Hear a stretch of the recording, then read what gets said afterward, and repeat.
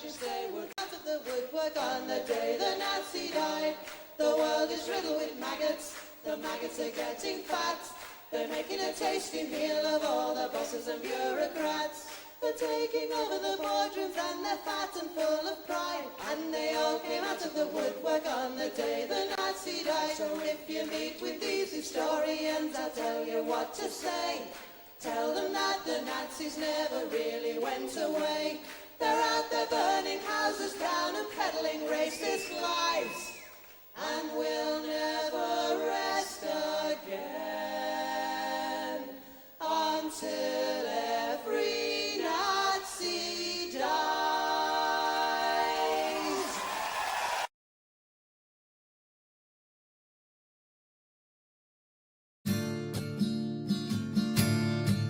Woke up one morning and there were soldiers.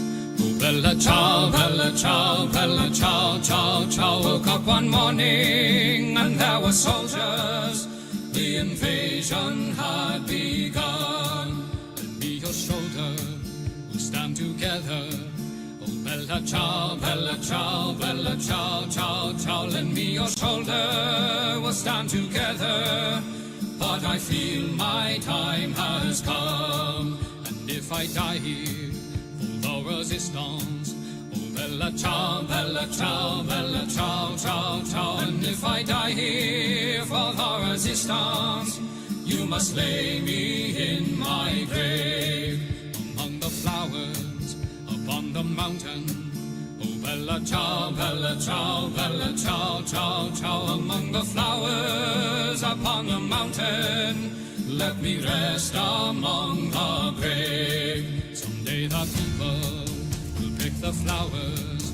Oh bella ciao, bella ciao, bella ciao, ciao, ciao. Someday the people will pick the flowers, and they will remember my name. This is the flower of the resistance. Oh bella ciao, bella ciao, bella ciao, ciao, ciao. This is the flower of the resistance, and those who died for liberty.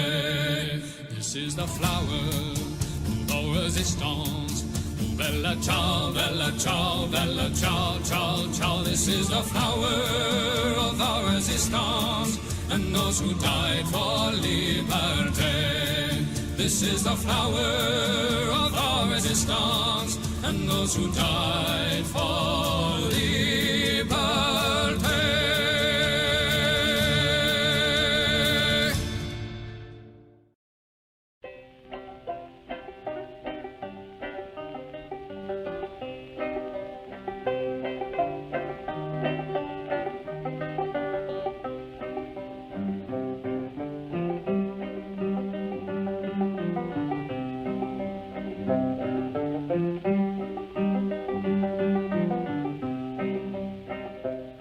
Come all of you good workers, good news to you I'll tell, of how the good old Union has come in here to dwell. Which side are you on? Which side are you on? My daddy was a miner and I'm a miner's son, and I'll stick with the Union till every battle's won. Which side are you on? Which side are you on? They say in Harlan County there are no neutrals there. You'll either be a Union man or a thug for J.H. Blair. Which side are you on? Which side are you on? Oh, workers, can you stand it? Oh, tell me how you can. Will you be a lousy scab or will you be a man? Which side are you on? Which side are you on? Don't scab for the bosses, don't listen to their lies. Us poor folks haven't got a chance unless we organize. Which side are you on? Which side are you on? Which side are you on? Which side are you on?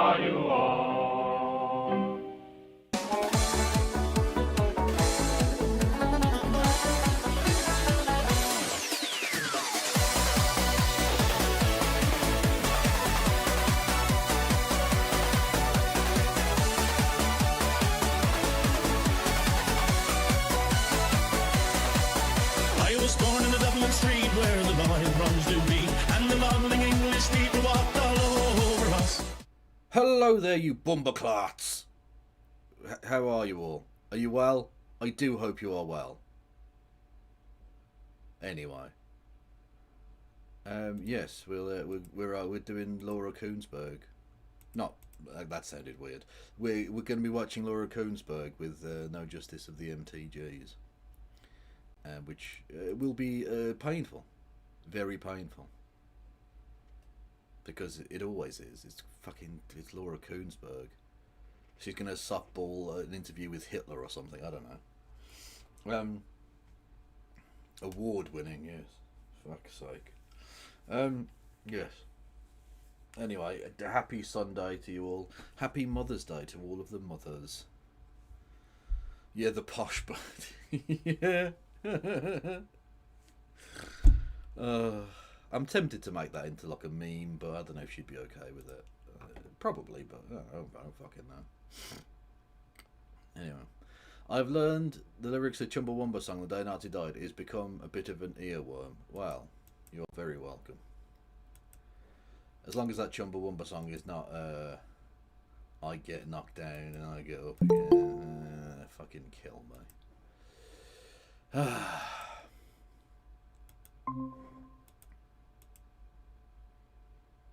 Hello there, posh bird. Oh, it's not linked up to my... There we go. That's in my headphones. It came up my speakers very loud and then clipped on my own microphone. So, yeah, I'm not doing too bad. How are you doing? Okay, did you hear what I called you, though? Yeah, Posh Bird. Oh, okay. Name. Yeah, that is your name. But also, I was just like, I don't want like if you didn't hear what I said, you just responding to that like it's cool. Okay, cool. Anyway, yes. Yeah, I'm very well. Yes. Happy Mother's Day to all of the mothers. Indeed, yes. So indeed. Thank you for the super chat, Tom, as well. There are 50 Ed Miliband fanfics on AO3. Well, great. Of course. What the fuck is wrong with you? Why did you check for that? Oh, so my stream title is Ed Miller fandom implies the existence of Ed Miller fan fiction. Oh, that's just degeneracy too far. That's too much. Miller fan fiction is a thing. I don't think I will ever get an erection again. I can't. It's impossible now that I know that information. Fact. Rule 34. Yeah, but there are limits. Like, surely it has to be Rule 34 about something that's actually sexy, right? Surely. I've not seen Ed Miliband's napalm death impression. Clearly, that is the absolute height, the absolute pinnacle of sex appeal. Well, I don't know that my ovaries could survive it, in all honesty. Yes. Thank you to something happened. A noise happened, and I've totally. There we go. Carl Brown. Thank you, Carl Brown, for gifting a membership. Actually, Carl Brown and Idiosyncrasy for both gifting memberships. Much love to you. Don't forget, you can give us both money for this amazing content, where we watch the death of British journalism and democracy. Yay! My favourite things are dying. Yes, that's good. Yes. I have an incredibly high opinion of both British journalism and British democracy. Yes, literally. Okay, is there anything before we get going, or do you want to just dive straight in? I'll dive straight in. What, is there anything else that's really happened other than just... There's that war. There's more war. There's more war happening. It turns out that Peter Mandelson could have been uglier if not for the plastic surgery paid for by Jeffrey Epstein. Like, how bad was that plastic surgeon that's what he looks like after? He looks like a fucking evil ball bag. Like, what would he have been? He'd have been a blobfish or something? I don't know. Anyway. But yeah, so those things happened. But let us get on to the serious, award-winning journalism. I hate having to say that, but it's so true. Yes.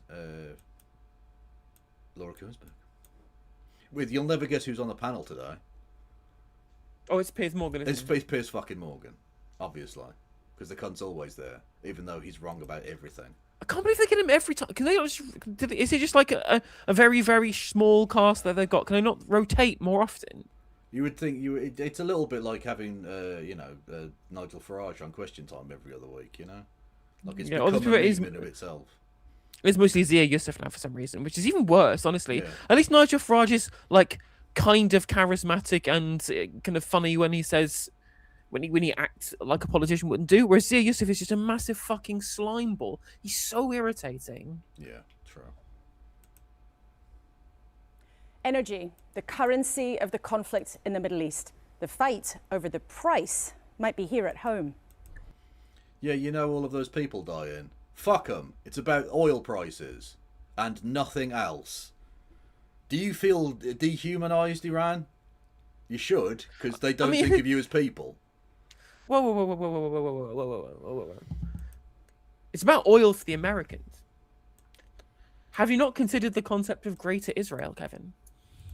That is true, unfortunately, yes. No, I apologise for the anti-Semitism of not thinking that Israel should just control all of that region. Yes. Absolutely, absolutely. Yeah, yeah. My bad. I apologise. I will flagellate myself in front of a picture of Benjamin Netanyahu as penance. Anyway, apparently I've just lost the Labour whip. Okay. Yes. Thank you to amazing generosity, Go Boy. 20 gifted memberships. Honestly, I will do so many very illegal things for you, like seriously illegal. There's a good point in chat from Pineapple. Like there was another story, which is that Richard Tice is a tax avoider. Yeah, wasn't that obvious? Yeah, I mean, like it's just news now. It's interesting that they posted it and they go, yeah, of course he was dodging taxes or avoiding taxes rather. Yeah, he wasn't registered in Dubai for the lols. I assumed he was dodging tax. Yeah. America continues to strike Iran. Donald Trump has asked the UK to send ships to secure the oil supply. Why? I thought you'd won, Mr. Trump. That doesn't sound very winny. That doesn't sound very winny at all. this magnificent war gaming that the Department of War knows how to war real good. Exactly. Perfect. I love how they put the call out for other allied countries to help them patrol the Strait of Hormuz, and it's like immediately receiving an out of office message. Yeah, no. You decided to do this, you daft bastards. No, you fucking sort it out, you pricks. Go on, Operation Epic fucking Big Chungus meme. Go on, fucking do it, you prick. Costs have soared already. Iran keeps up its attacks on Israel, but there's pressure on... Alright, there's no need to do like make me laugh at the start of the show. I don't need to be smiling. Come on now. I mean, it's my favourite LGBT. What? Let's go bomb Tel Aviv. Well, disavow. I am shaking my head because I disagree with this concept. Fact. Ministers to prepare for whatever is on the way. The crisis, thousands of miles away, now could threaten the economy here at home. The Energy Secretary, Ed Miliband, joins us live with his opposite number, who used to have his job, Claire Coutinho from the Conservatives, and from his party's conference in York. Again, I know I sort of make a general point of this virtually every single time, but look at these. These are the three figureheads here we have of the three major political parties in the UK, and they are three of the biggest non-entities ever. You have Ed Miliband, a man who squirrels away at the energy department, achieving nothing, basically. Claire Coutinho, who, and fucking one-on-one FIFA, fucking hobby horse, man. Churchill note. Yeah, fucking go back on a zip line, you cunt. You're fucking useless. Which is, to be fair to Miliband, he would be getting more things done because I've actually read a lot of his plans and then they're pretty good. Like they're not bad. No, I don't. I think his intentions are perfectly fine, but he's in a government that will not allow him to do anything. So essentially, he's trying very hard. He's like a hamster on the wheel, except Keir Starmer's got his foot against the wheel, so the wheel won't move. Literally. So it's pointless. Like it's literally pointless. So you have three absolute nobody, not entity freaks who are the best and brightest amongst us, apparently, which is a very, very poor showing. But like, name three others that would have been better, and there aren't any. Sir Ed Davey, the Lib Dem leader. And a bit later, something completely different. The pop star's self-esteem on songs, success, and the stage. Yeah, the bit we can skip. Woo! it was all set up to not really end up happening for me. There's a version of my life where it never quite happened, and I'd made my peace with that, and then obviously everything went. I'm sorry, did Hannah Spencer have a singing career that I missed? Is this not the same person? I don't know. You know, although I am calling bullshit. Like, someone who's British and successful in the music industry, 100% private school. Everyone who found their career after 2010, when George Osborne did all of his humanities cuts in the education departments and shit like that, right? I don't believe that anybody who's been successful in British music at any point from in the last 16 years hasn't been to private school. I would do a school check on her, but I don't know her name, so I can't. I don't know who this person is. True. I'm very old. Yes. Crazy. And our stars at the desk today, broadcaster and mischief maker Piers Morgan, new member of the Lords and former boss of John Lewis, and mega brain Sharon White, and the transatlantic legend journalist Tina Brown. Okay, so no one on the left at all? No, Or is it no left wingers at all on the whole show? No, literally none. Because this is about manufacturing consent for a war. So why would they have a left winger on that might say things? Silly.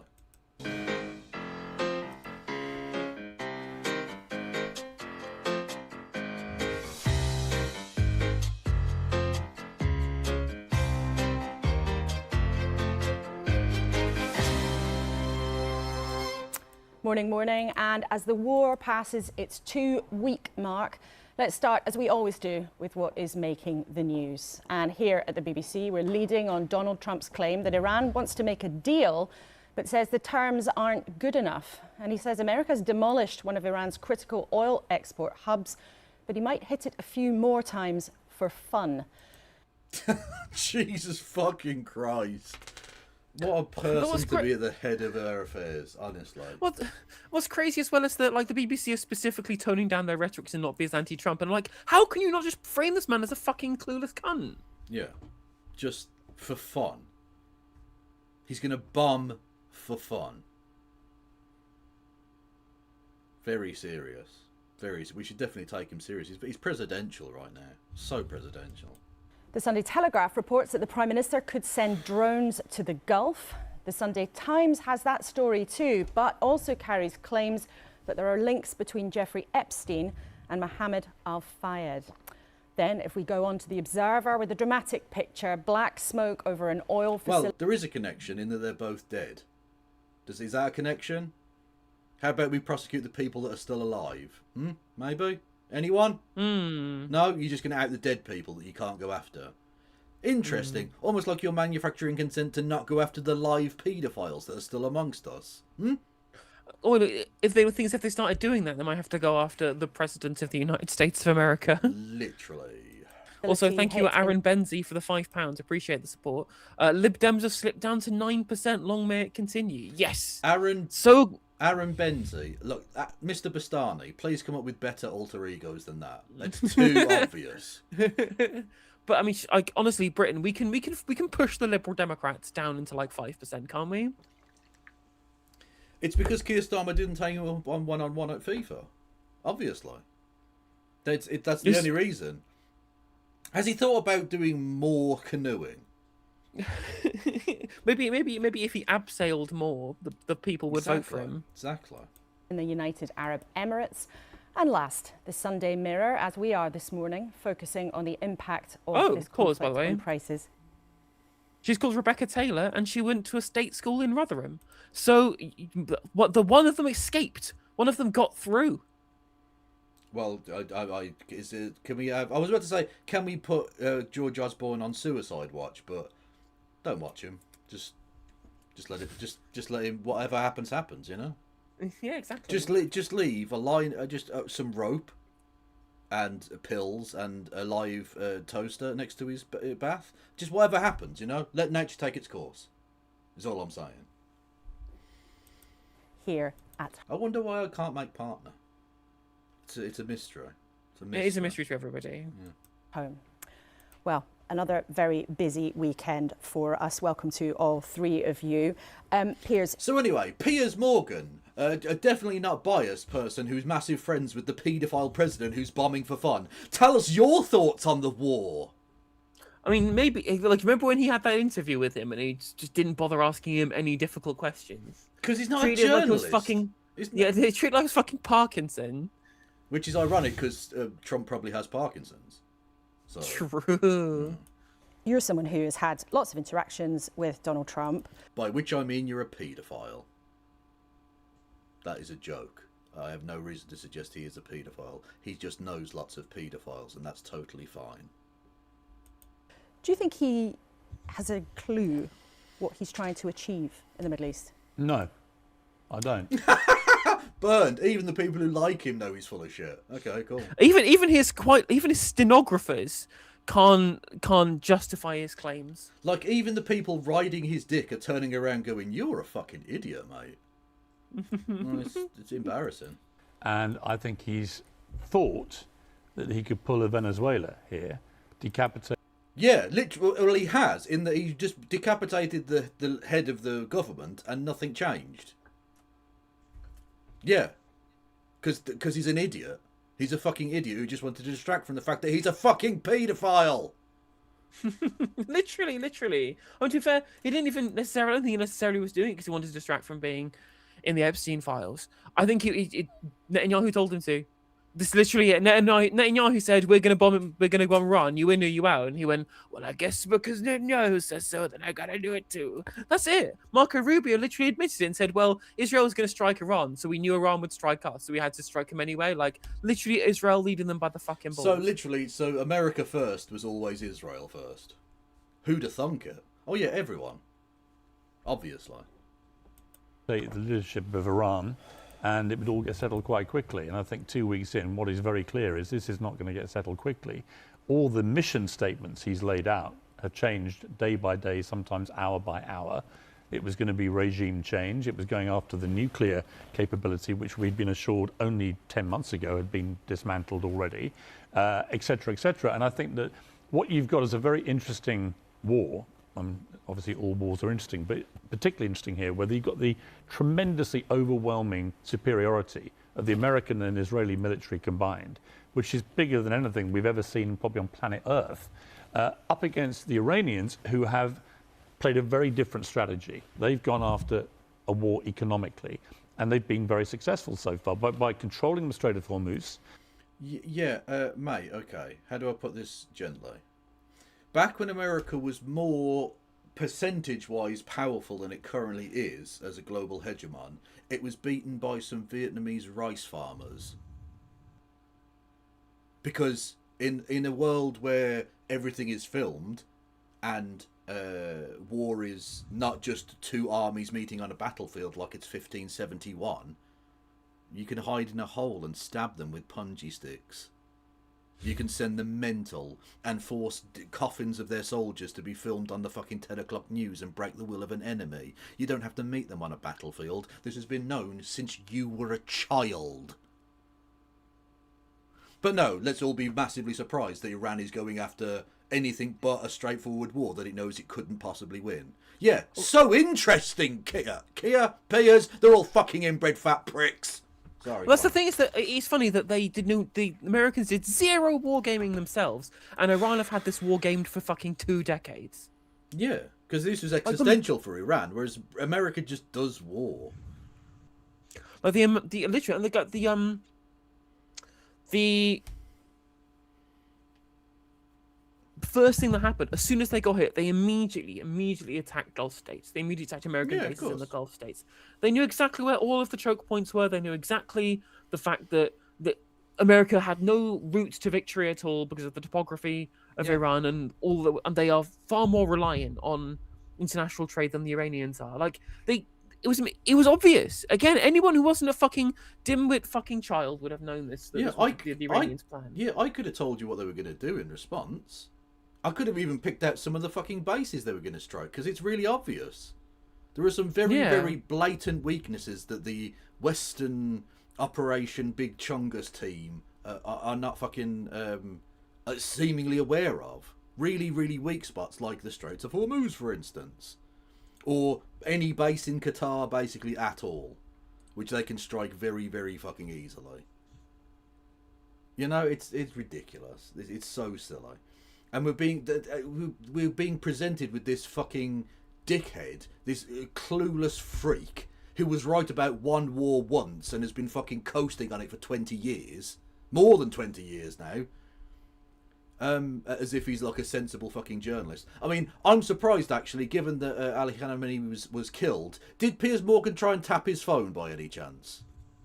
I wonder.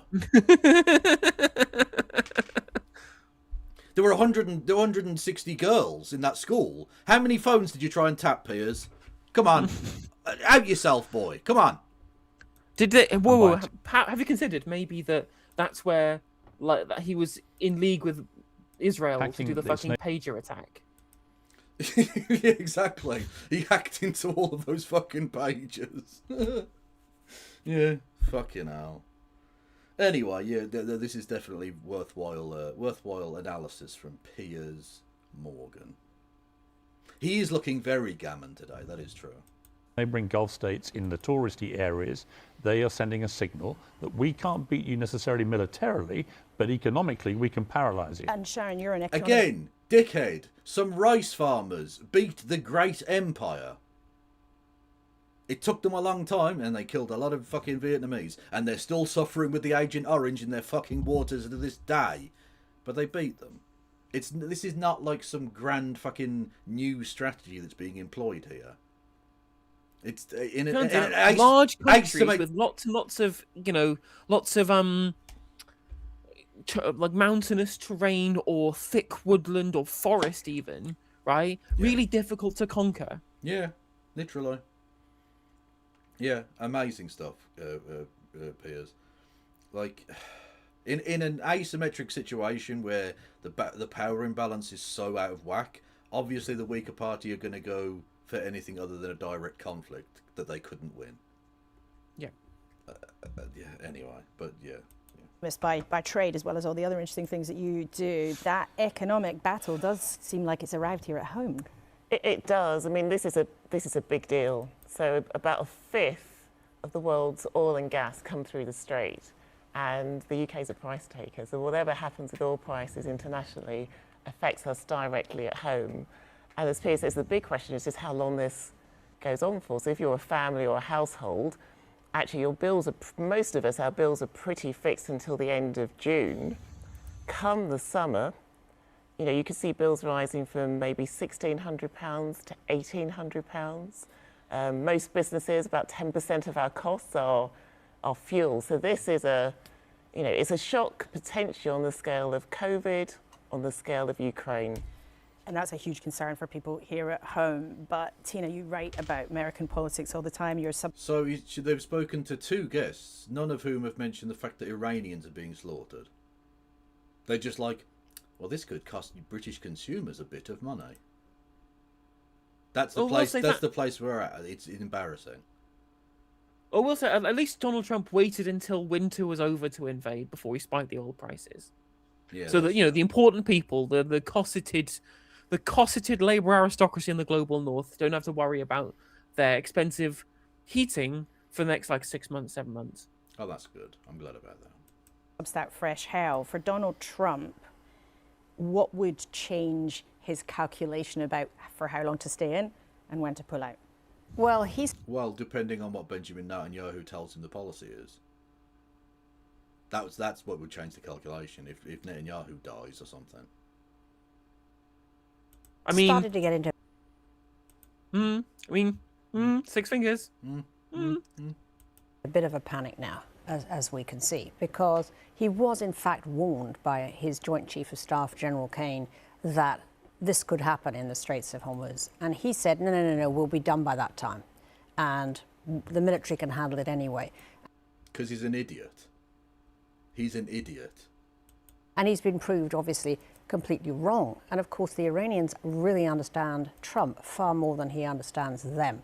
You know, his whole thing is being like Zeus, throwing thunderbolts from the air, Grand Theft Auto videos. It's just huge statements. We're looking for a deal. He's always. That's not how the Iranians think at all. They do murk. They do, crab-like, conspiratorial, dark, What the fuck are you talking about, bitch? Honest to God, the fucking racism is just crazy. America, in cahoots with Israel, has been engaged in a decades-long genocide against people, have done false flags to draw other countries into wars on their fucking behalf, including Iraq and Afghanistan, and now Iran several fucking times. But it's the Iranians that are doing the conspiracy. Honest to God, it drives me fucking mad. The British commentariat are the biggest scum that have ever existed. I fucking hate them. Genuinely, it's so fucking myopic, isn't it?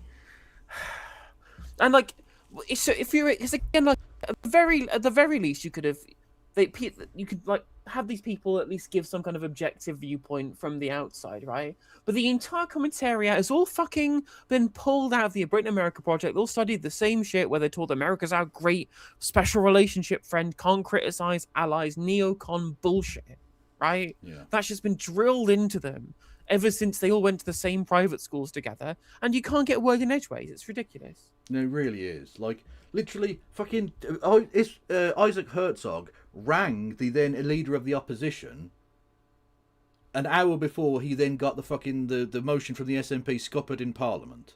So basically, we had the President of Israel ringing up to overrule the will of the British Parliament to do anything about the genocide. But it's those silly Browns that are doing the conspiracies. Oh, and then Jeffrey fucking Epstein existed, but it's the Browns that are doing the conspiracies. I mean, to be fair, there were also Browns in the Epstein files. To be fair, that is true, I suppose. Yeah, but the reality is, of course, is that they're talking about it as if that somehow the big conspiracy is coming out from a foreign adversary that also does all the same things that our friends in the region do, but they're different because of reasons. Also, when in reality, the biggest problem here is international capital and the rich, because they're the ones who've been fucking children. Also, she said crab-like. I'm sorry. Is this a Chris Morris skit? Did you know that Iranians have more genes in common with crabs than they do with us humans? There's no scientific evidence for it, but it is fact. Literally, it's literally brass eye. Fucking hell. Honest to God. You weren't supposed to watch Brass Eye and think it was like a fucking a thing to follow. A journalist manual. Yeah, it wasn't meant to be a roadmap for your career. Jesus. Well, the irony, of course, we talk about this in the concept of the Epstein files, that is full of pedos, including people very high up in the American government and business. And does anyone call for these people to be compared to crabs? I mean, apart from Leninists, of course. But, like, no. And that's why we call it the pedo aisles. True. Outsourcing terror, that's all the way they've won in the past. And, he doesn't quite know how to do that. He's always been able to control the force field, always been able to control the narrative by just saying, we won, next, and he just changes the topic. Let's talk about Greenland at Davos, and he just has this great way of hijacking new headlines. Can't walk away from this now with tankers stuck in that Gulf. Well, all three of you, In thank that you very Straits. much indeed for it now, because 7 days ago the headlines were that Donald Trump was saying that he didn't need British help after all. It was too late because it looked like the war... Honestly, they have been speed running Iraq 2 Electric Boogaloo. But like crazy. Like, at least they waited until they sort of had militarily won to do mission accomplished and make themselves look like pricks, because obviously there was going to be an insurgency. Because people don't like being occupied. Whereas they haven't even done that bit, and they've been doing a little jig of happiness. Look how awesome we are. We won already. We don't need your help. Oh no, they're firing on the ships. Please help us. Within 2 fucking weeks, that happened. At least it took them a couple of years in Iraq to realise, oh shit, we might bollocks this up, lads. Fucking hell. Honestly, it's been a roller coaster, chaps. It really has. Or had been won. But yesterday he urged the UK and other countries to send ships to secure the Straits of Hormuz, which we've been talking about, the maritime motorway where much of the world's oil and gas moves through. Well, you say, chat, that the Epstein class probably had a lot of crabs. And that is literally true in one case where it is claimed, according to one of the emails, that Bill Gates tried to forcibly inject his now ex-wife, or estranged wife, or whatever the fuck the situation is there, because he may have given her a sexually transmitted disease, which he caught from a person that he raped that was sex trafficked to him by Ghislaine Maxwell and Jeffrey Epstein. So, Quite. you know, that's a very normal thing. He's not in jail. None of those people are in jail. That, of course, is a threat to the whole world's economy for as long as it's clogged up, and it's already affecting us all. We can see oil production being destroyed in front of our eyes, but how are we going to feel it?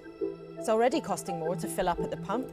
Again, not the Iranians having like liquid acid pouring on their fucking heads when it rains. No, how are we going to feel it with slightly higher gas prices? Brilliant. £1.40 a litre on average, up from £1.32 before the war. Oh no, the motorists! The price of holidays could No, go the up motorists. too. Everyone, Some airlines have already... Kev. We need to have a pop concert. We need to organise a pop concert to fund the motorists who are seeing their petrol prices increase by 11 pence per litre. Literally. Can we reanimate the corpse of Freddie Mercury, please? We need him at Wembley immediately. You know who opened that gig?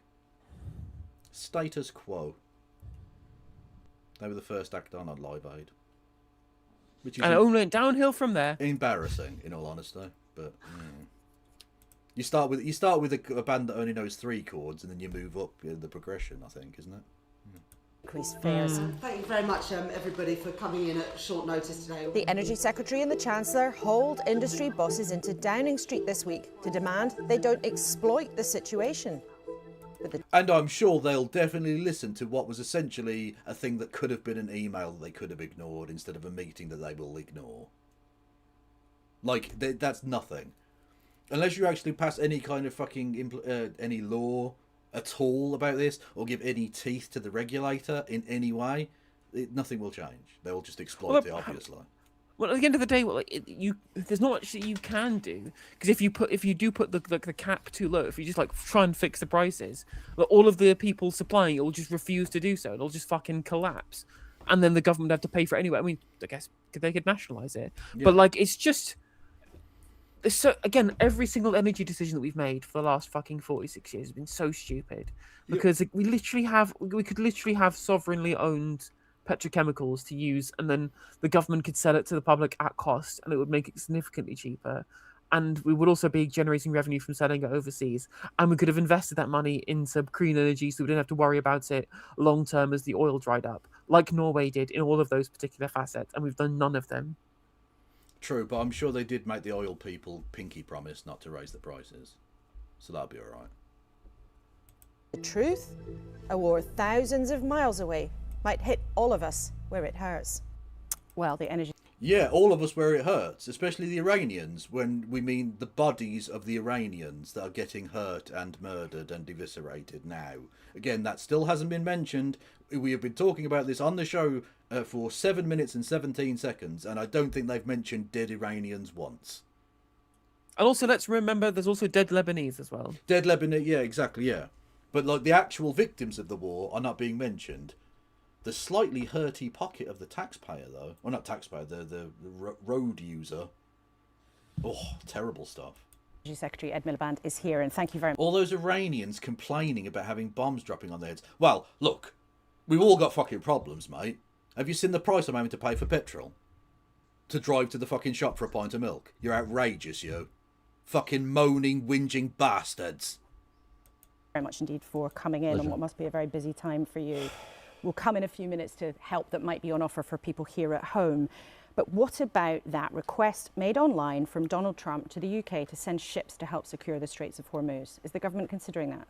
Well, it is very important. Well, honestly, look, it would be great to have a leader with any set of bollocks to him who would just, like, post the screenshot of him saying, we don't need your help anymore. Fuck off, Britain, you set of cunts. And just go, this you, Donald? This you? But they won't. Because they're cocked. They're just completely cocked.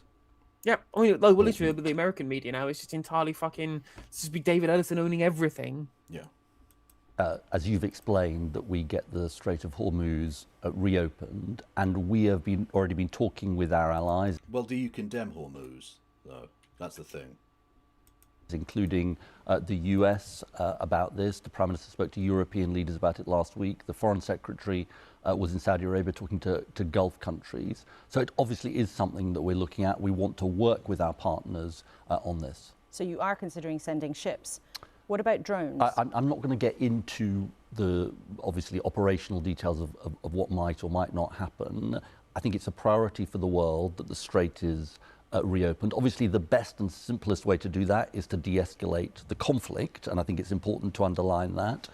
As you imply in your question, there are different ways that we could contribute, including with mine hunting drones. All of these things are being looked at, but in concert with our allies. So you are considering sending more drones to the region. That's on the table too. I'm not going to obviously speculate on it, but I think you can, for reasons you'll understand, but you can rest assured that, you know... Remember, he's supposed to be one of the good ones. This man is one of the least repulsive Labour politicians. And I want to terms of service. It's crazy, isn't it? Literally, like, we're at the surreal position of having to rely on both the charisma, the policy chops, and indeed the moral compass of Ed bloody Miliband. Literally, this timeline just gets more and more cancerous with every fucking day. Any options that can help to get the Strait reopened are being looked at in concert with our allies. But as I say, you know, ending this conflict, we don't want a nuclear Iran. Also, we're going to be raising money for the ships that go to the Strait of Hormuz. Is the best and surest way to get the Strait reopened. When might you make a decision on sending drones or ships such as the Navy has? Forgive me, Laura, I'm not going to speculate on that. Is it clear to you what Donald Trump wants? Because this time last week, he was saying to the UK, we don't need you. We don't want your aircraft carrier. Well, look, let me say it from our point of view as the government. Cock! Just say no. Just say no. Like fucking America's circus, America's monkeys. Yeah. Like, literally the only way the Strait of Hormuz gets opened is if America and Israel fucking stop. That is it. That is the singular fulcrum on which the entirety of the international energy market lies currently. Do Israel and America stop their dumb shit? Keir Starmer made the decision not to... And the problem with the tail wagging the dog on this, that Israel is now in control of America rather than the other way round, is that Israel don't give two fucks about any rational reason for doing anything. They just want to control that region and nothing else. They don't care about it beyond that. They'd happily destroy the world economy. I've said this before. The only chance we have of nuclear war ever escalating to the point of ending life on Earth would be Israel. If Israel's existence was ever genuinely threatened, they would nuke everywhere, rather than see their dream die. They're religious extremist fanatics, far worse than any fucking leader of Iran has ever been.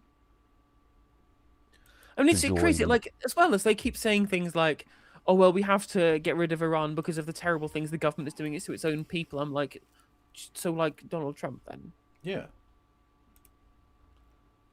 The initial attack. Encouraged like, it's so annoying to me when they're going about, oh, the religious extremists in Iran. Firstly, you've got, like, apocalyptic Zionists running foreign policy in both Israel and America. And each month they have a prayer meeting at the White House where they have religious leaders come and put hands on the president and pray for him. Yeah, those religious nutters in Iran, eh? That's what's insane, is that so much of like the American like Zionists in government are all weirdo Christians who need Iran and Russia to invade Israel to be able to fucking trigger the rapture. Yeah. And people are like, let's have these people in charge of our national security. These people are fucking insane. Yep. Literally, these people are fucking insane. That we should have our entire security apparatus tied to these absolute fucking mentalists. Yep. On Iran, it was Keir Starmer's decision. Encouraged and by I think you? it was. I'm not going to talk about that. It was the right leadership for the country, because the lesson of Iraq is that we don't commit our forces unless there is a clear plan, clear aims. And I think Keir Starmer made the right choice. At the same time, he also made the right choice, I believe, to allow our bases to be used to protect our allies and protect our citizens against... You are a cock, you are a massive cock, piece of shit, fuck you, fuck you, fuck you. I'm not going to do analysis, I'm just going to say fuck you, because that's all you deserve. It's just, yeah, true. Indiscriminate Iranian attacks. But what he's been about throughout this conflict is de-escalation, and that's what we continue to work for. But are the aims of this war clear to you now? Look, what I would say is that the US made its decision with Israel to launch this initial attack on Iran. I think if I have to hear this fucking freak say one more fucking time, just this is what's working in his brain on how to possibly justify this dumb shit, right? Like, how do I say we don't know without the clip being circled up to the White House and Donald Trump deciding to tariff us for it? Allies, though, great allies, special relationship, it's all special relationship, friend. We'll tariff you if the wrong thing happens on Sunday morning. we don't want to see a nuclear Iran. That is shared by all of us. Okay, I'm putting the sign back up. Israel has nuclear weapons. Just saying. But I think it's in all of our interests for the economic and other reasons that you've talked about to bring this conflict to an end. And we'll come on to that. But you've said plainly, as the Prime Minister did to the country in the House of Commons, that the aims of the war weren't clear to him at the beginning. Are they clear to you now as a government? Forgive me, Laura. I'm not. Tempting as it is. Oh, it's so irritating because I've heard him speak fluently about things he isn't a massive cock about. Yeah. And so to hear him go, Laura, he's just fucking maddening. You don't believe a word of this, you fucking snake oil salesman prick. To sort of talk about this in a public setting, I think the well, US made. You talked about it 2 weeks ago. The US when they began. The US made its decisions. The US made its decisions to begin. Did you see this crazy clip? Launch these attacks. Did you see the crazy clip in the interview between David Lammy and Ollie Dugmore, where David Lammy was asked directly, "Do you think Israel and America's actions were within international law?" And he went, "Well, it's up to them to decide their interpretation of international law." I did, yeah. Which I mean, no, that's not how law works. You're the Justice Secretary. No, it's okay because when you say, "Are you guilty or not guilty of murder?" and he says, "I'm not guilty," you have to just let them go. So true. No, they interpreted the law on murder differently. Well, that's the thing. Often, people who murder have a very, very, let's say, legally unique interpretation of those words in the law. And you know what? They're legal scholars, all of them, I'm sure. True. Very true. On Iran. For there is a shared objective, which is we don't want a nuclear Iran. But like literally, if it's up to the person committing the crime as to whether it's a crime, why do we have courts? Why do they exist? But I think the priority now, at this stage in the conflict, is to make sure we don't have a nuclear Iran, but to bring the conflict to an end. I think people listening to you will, though, observe how you are hesitant to give a clear answer on whether or not you think the Americans have straightforward war aims, and probably conclude, and tell us if it's unfair, probably conclude that... Also, yes, just to clarify for everybody, he is lying when he says they're just refuelling on British bases. That isn't true. Bunker-busting bombs have been loaded onto US planes at UK air bases amid Iran war. So that's RAF Fairford in Gloucestershire. So yeah, it was a lie. It was a lie the whole time. Also, interesting point here from Vicky Clee. Whilst we're on the subject of the Justice Minister, did you know apparently Starmer was part of a report that said that it was undermining justice in Ireland when they reduced access to jury trials? Of course it did, because he used to believe things. But that can't be true because no one believes that Keir Starmer is a proven morally corrupt serial liar. No, it's just he used to have a hinterland and then he lost it and now he has no hinterland. I can't find my hinterland, chat. Oh no, Keir, you've lost the hinterland. Oops, all my hinterland's gone. That is a combination of delicious memes. Oh my Fuck God. yes. I think The it's for government the, is I think not it's for the sure US. what the I think it's for the Americans are US trying to to talk do. about. I think it's for the US to talk about their war aims. I'm saying to you what the position of the British government is, which is to de-escalate this conflict. But when you hear Donald Trump that he might hit a vital Iranian oil hub Oh, on... he's even got those old school white boy big black socks. Those are very high socks. They're And very high socks. trousers. Yeah, like if the sock is that high, I can still see your shin. There's something a bit weird going. Like, what kind of scoobs is he fucking rocking today? Jesus. Harg Island again, just for fun. What do you think of that? I think what you're tempting me to do, Laura, is to sort of speculate. Call him a fucking idiot! Commentate on things that I'm asking you about the conduct of a Call war him by an our idiot! Call him a closest moron! ally. That's not asking you as a cabinet minister to speculate. Is that Well, appropriate you're conduct? putting some words that Donald Trump put to me. I don't think anyone's in any doubt about our position on this conflict. We didn't join the initial conflict. It was right not to join the initial conflict. We were deeply worried that there wasn't a proper plan and about some of the consequences of it. And I think the British people will be thinking that Keir Starmer showed the right leadership for the country. Yeah, press X to doubt on all of that. What the fuck are you talking about? Have you seen how despised he is? He's not getting a war bounce because of this. When actually the opposition parties were saying we should go gung-ho into it. And is there a proper plan now? I think I've answered that question. Well, you've No, hinted you definitely haven't. You actually, literally, definitely have not.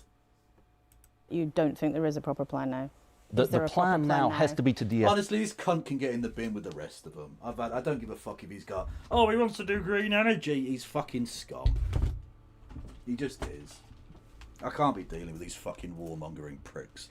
Escalate this conflict, and that's what we're working with our allies on.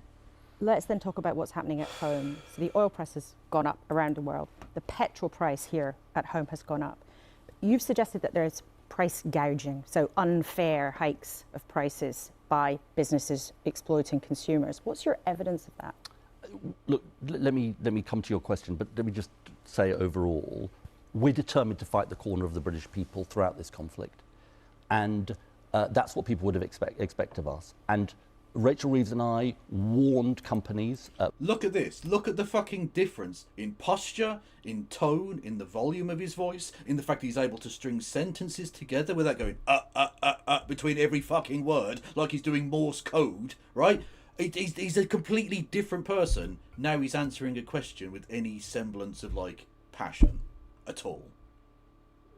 It's like a different human being is now sat down in the chair to begin talking like a person.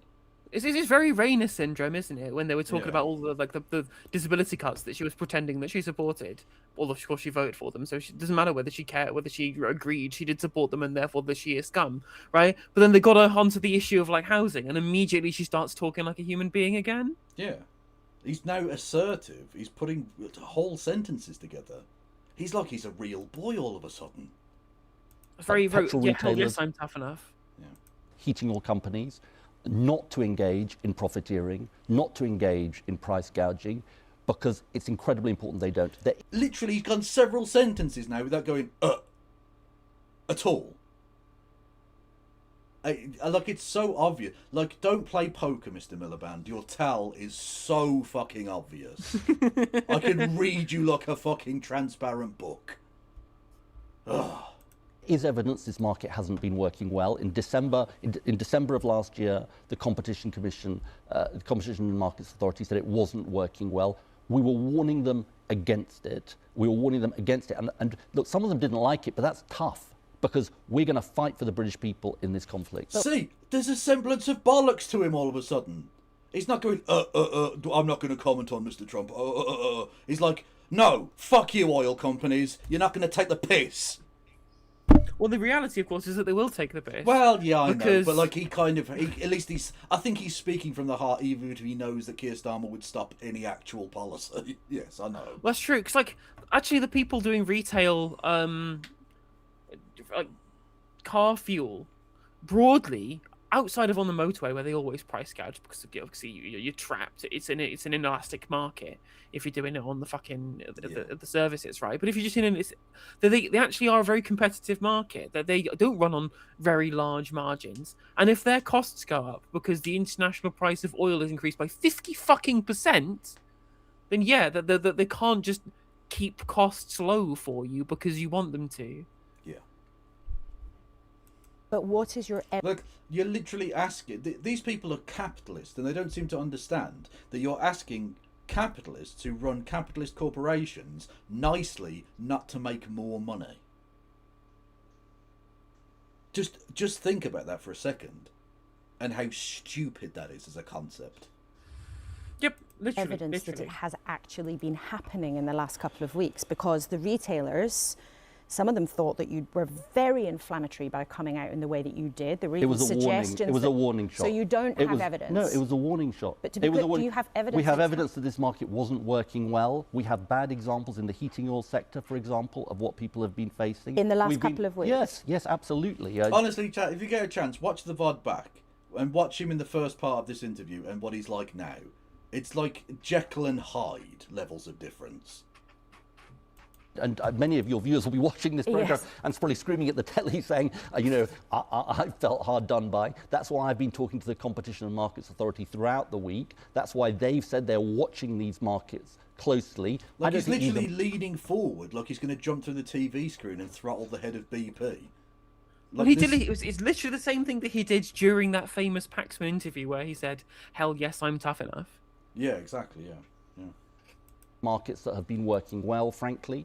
I think there's a longer-term look that needs to be done at how these markets are working. For now, I think it's so important. Look, the thing I learned from previous crises, the British people expect us to be by their side, and no vested interest, no powerful interest will stand in the way of that. But it's also important, I'm sure you'd agree as the Secretary of State, that you're doing that based on evidence. And I just want to show people, you'll be familiar with this chart, but I want to show everyone what makes up the cost of a litre of petrol. And actually it's in the screen here if you just want to have a look. So you can see the wholesale cost, 33%, so that's what the retailer's having to pay.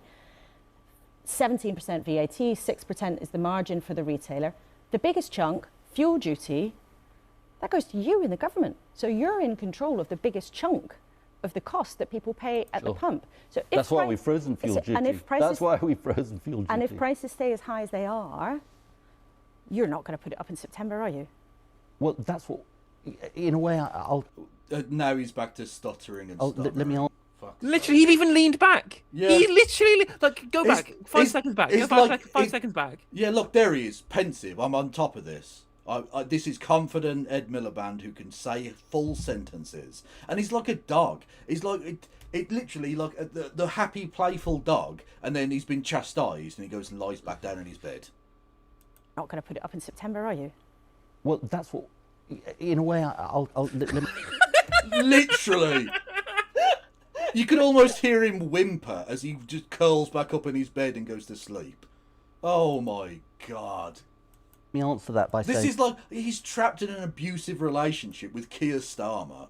Keir Starmer's stopping this man from living the life he could lead as a vaguely progressive social democratic energy minister. Fuck's sake. This, which is, we don't know, I'll be candid with you, we don't know how long this conflict is going to go on. And therefore, with 5 months to go till September, you know, we'll have to see where we are. Get in your bed! Get in your bed! Go on!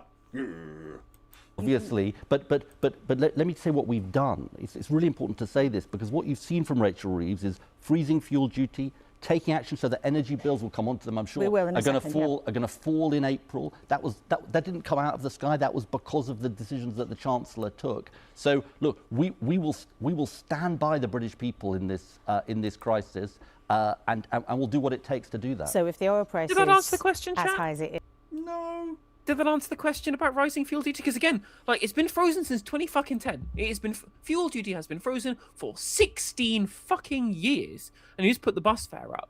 Unfortunately, sometimes it's going to have to go up. It just happened to have done so at the time in which a war was going on. Yep. Is right now. You're hinting very strongly. We're getting more and more shin as well as the show goes on. I don't know what's happening. Are his trousers shrinking? How? No way. You're asking me to sort of speculate on what the chances are going to be on fuel duty, and you're like, it's because he keeps going back and forward. The trousers are hitching up. By the end of it, they're going to be fucking hot pants. Oh, now we're talking fan fiction. You could have experienced enough to know. But look, I am sending you a clear message. I'm sending you a clear message, which is, we're going to stand by people in this crisis. When that comes on then to energy bills, we should say clearly to people who have been desperately worried about the cost of heating oil, the Chancellor will give details tomorrow of tens of millions of pounds of support for them with bills, which I think will start to flow pretty quickly. But there are bigger concerns about what might be coming down the track, whether that's aviation fuel and the price of holidays or the price of food because of what's happened to the cost of fertiliser. But the biggest concern is energy bills. Now, as you've said, and we'll say this loud and clearly, bills are expected to come down in the short term, but there are... And that is an important reassurance. That is a very important thing to say. Look how much fucking leg I can now see. I'm not even listening to the words that are coming out of his face. I'm just looking at the leg. Oh. But as we heard from Sharon White, there's a big concern about what might happen later in the year. If there are big increases in bills, at what level would the government step in? Well, let me put it this way. We took action in the budget to cut bills. Stop mattering and stuttering and liven yourself up. Because we know the cost of living crisis is the #1 issue facing the British people. And let's be frank about this, people were really struggling even before this crisis began. And so obviously we are preparing for all eventualities. And I think it's right that we do that preparatory work, learning the lessons of the last crisis when Russia invaded Ukraine, and that if it is, and the best I can say, Laura, and you'll find this a bit frustrating, maybe your viewers will too, but if it's necessary to intervene, we will. But as the regulator said, we don't know what's going to happen to the energy price cap in July. It all depends how long, what happens to the gas price and how long it goes. But as you say clearly you want to be on people's side. Look at him. He's on his fucking tiptoes now. He's literally leaning into her. he's invading her personal space like a fucking nonce. Oh my god, it's all over the. Well, by Donald Trump, by nonce you mean like Donald Trump? He's invading like Donald Trump. Yes, he's invading like Donald Trump, and I imagine, given his sex appeal, he's going to be just as successful invading Laura Koonsberg as Donald Trump has been invading Iran. All I'll say is I think she's definitely shutting her fucking Straits of Hormuz to him. I'm just saying. Not only does Donald Trump invade other countries, he also invades women's personal space. He is a rapist, yes. Consent is not a thing that he gives too much of a fuck about, in all honesty. No. And that means also giving them reassurance. So Liz Truss, Conservative Prime Minister, when the average bill was on its way to £3,500 a year, we're not going to let that happen. She spent tens of billions of pounds of taxpayers' money to cap it at £2,500 a year. So if it was on its way up to 3.5, would you act? We're obviously not going to let that. We're obviously not going to let that happen. Well, of course we all have to have discount Danish furniture. We don't make furniture here anymore. Everyone has to have IKEA because you can't buy a British chair. It doesn't exist anymore. The only place that has British chairs are fucking stately homes, and those chairs are from 1826. Probably would last longer than something from B&M. Almost certainly, but even so. Most of our chairs were destroyed in the war, and then we stopped making things. It's true. So, I'm from, as someone who's from High Wycombe, that is the chair making capital of Britain. Is it really? Fact. Oh, okay, there you go.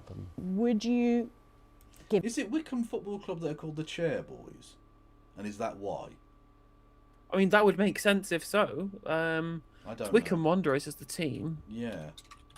Or have I missed? I don't know. Maybe I've got people mixed up.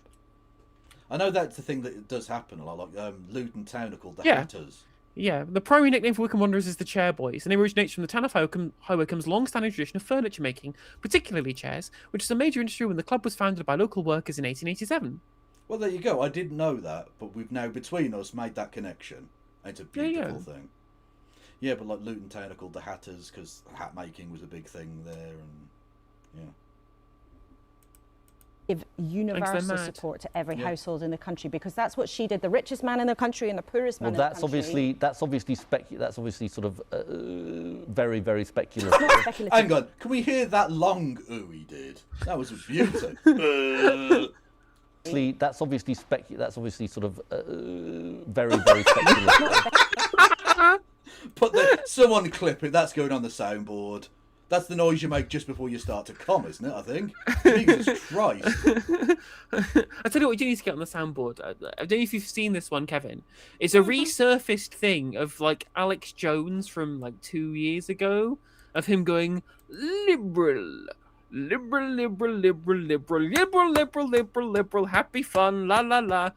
It's all over TikTok and it's fucking hilarious. I still need to get it clipped. Him going, "I never sucked a ding dong."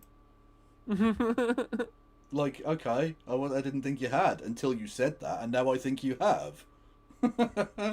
Speculative. You're the energy secretary. No, you I discussed it understand. with energy firms No, this week. It's not speculation. No. I understand that. Look, it all depends on what the impacts are, and that I think is the fairest way I can put it. Liberal. Happy fun, la la la. Human smuggling, fentanyl gas. You know what happens to? Hang on, sorry, someone sent me the Alex Jones clip. That's amazing. Hang on. Yeah, literally. Apparently Hassan has on his soundboard, so he's beating us to the punch. Well, I don't care. I'll fucking nick it off him. It's fine. Liberal. Happy fun, la la la. Human smuggling, fentanyl gas. Forced government euthanasia, chopping up children's genitals, la la la la la la la la la la la la la la la. The best part is when he stopped trying to make it fit the beat halfway through. Also, it's fantastic. He's like, "Oh, the Liberals are doing human smuggling." You literally supported Epstein's best mate for president. Yep. Yeah. Or the clip of him going, "I will eat your liberal ass." True, he will. He will do He will. that. Yeah. Socialists will suck you dry. Literally. The gas price has gone up significantly, but you know how long this conflict goes on will shape what happens to the gas price and what happens to bills. The gas price, de-yankification now. The gas price. Behave yourself. About whether or not you would do what Liz Depends Truss on the scale of did it. Well, it depends on and the scale. give support to everybody or not. Well, frankly, it depends on the scale So of the you impact. might give universal support. Well, as I say, it depends on the scale of the impact. Look, if you look at what we've done so far, we've taken a universal decision to cut bills because we knew the cost of living crisis wasn't just hitting the poorest people. Again, his tell is he's leaning forward. That's his tell. It's so obvious. Yeah, literally. No, I mean, I probably would enjoy playing Magic the Gathering against Ed Miliband, but I would definitely win. Yeah, exactly. Like, all I'm saying, lads, if you're at the poker table with him and he leans in, fold. Because he's holding, like, the bombest hand you've ever fucking seen. Literally, he's got pocket kings. Yeah. Whereas, like, if he's leaning back, biggest bluff ever. All in. Fuck him. Call him out.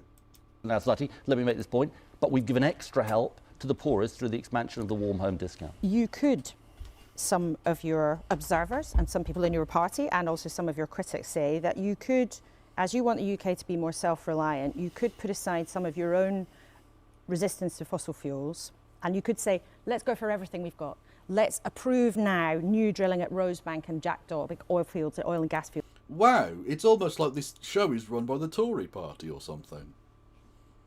And like, I keep hating this argument because, again, as we pointed out, the level to which this would impact government finances or balance of payments or the ability to be able to have energy security is basically negligible. It's entirely negligible. Yeah.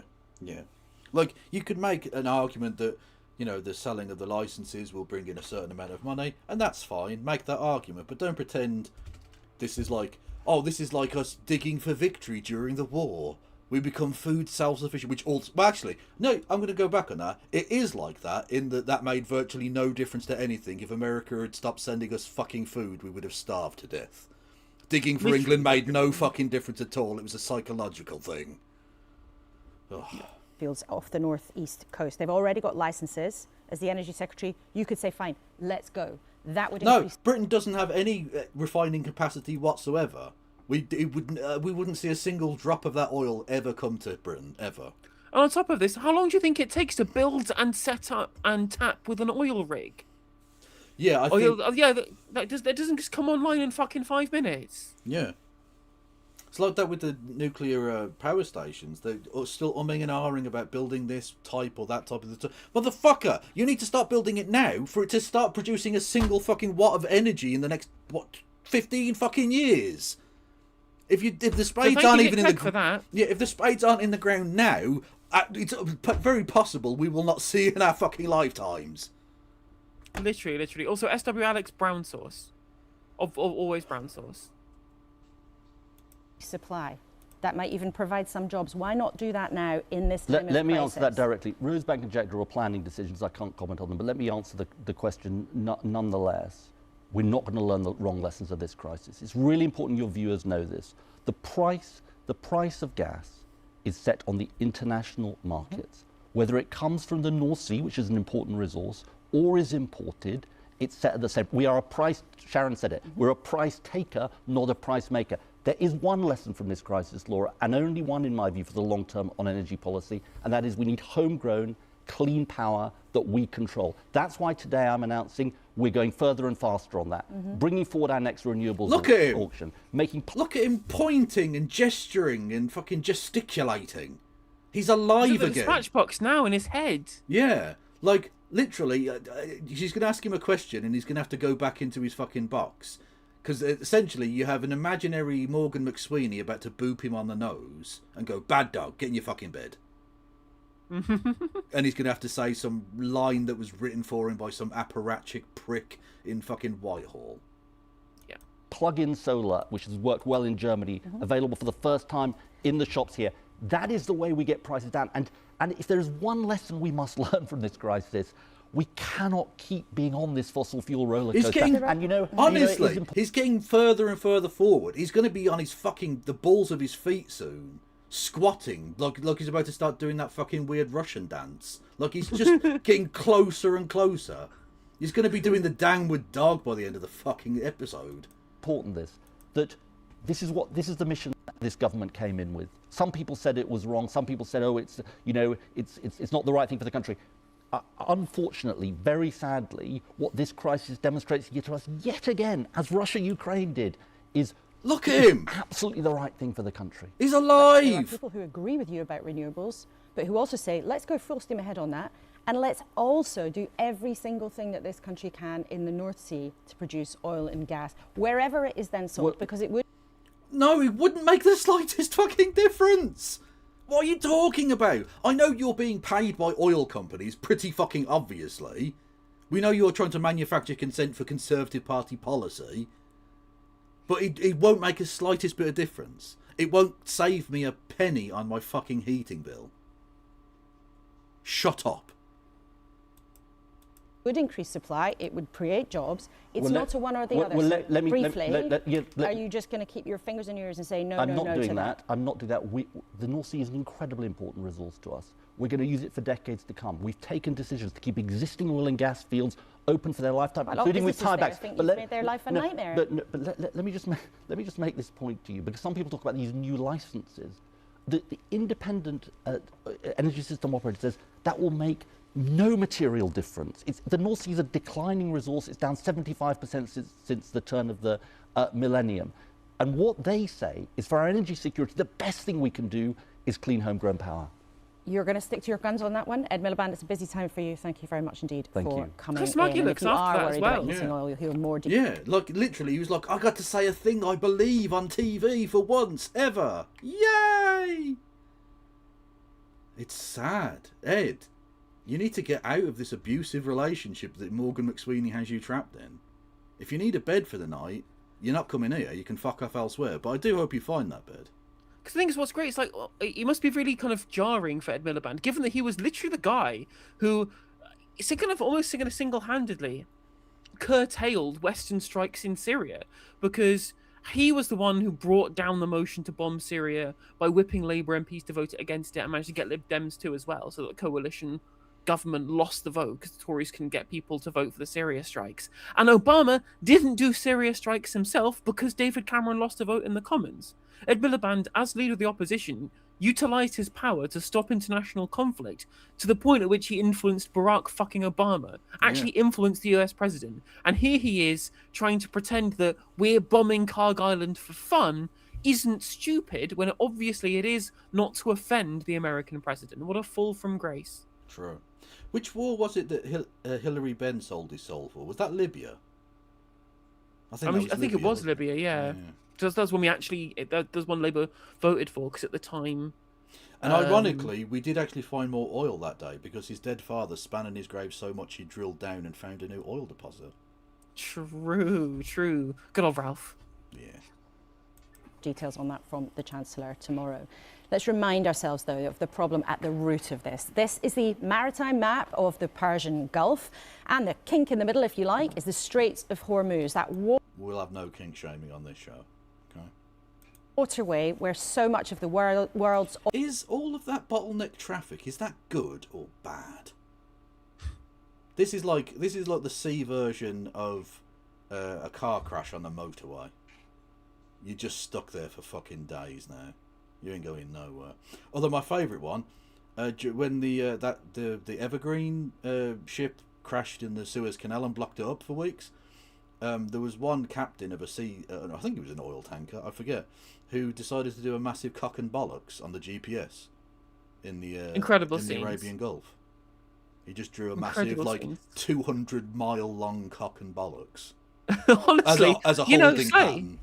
Slay. Yeah, like, you've got to do something with your fucking time. You can't sit still. Literally.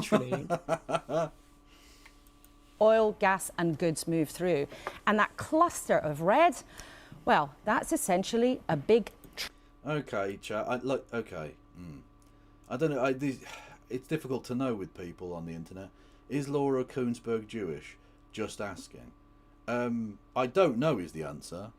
And I don't care. Why do you think that was relevant to ask? Yeah, it's a bit weird. Like, it could be a perfectly innocent question, but all I'll say is you are on the internet. You could have just Googled that. If you thought it was remotely interesting or relevant, which it isn't.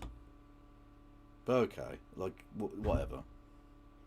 Traffic jam of tankers, and that blockage there is driving the oil price through the roof, costing economies around the world billions already. Well, Ed Miliband's opposite number, Claire Coutinho, the former Energy Secretary and now the Conservatives' Shadow Energy Secretary, is with us today. Let's start then with the question. Okay, let's just get this out of the way. One of the fittest people in Parliament, but also an idiot.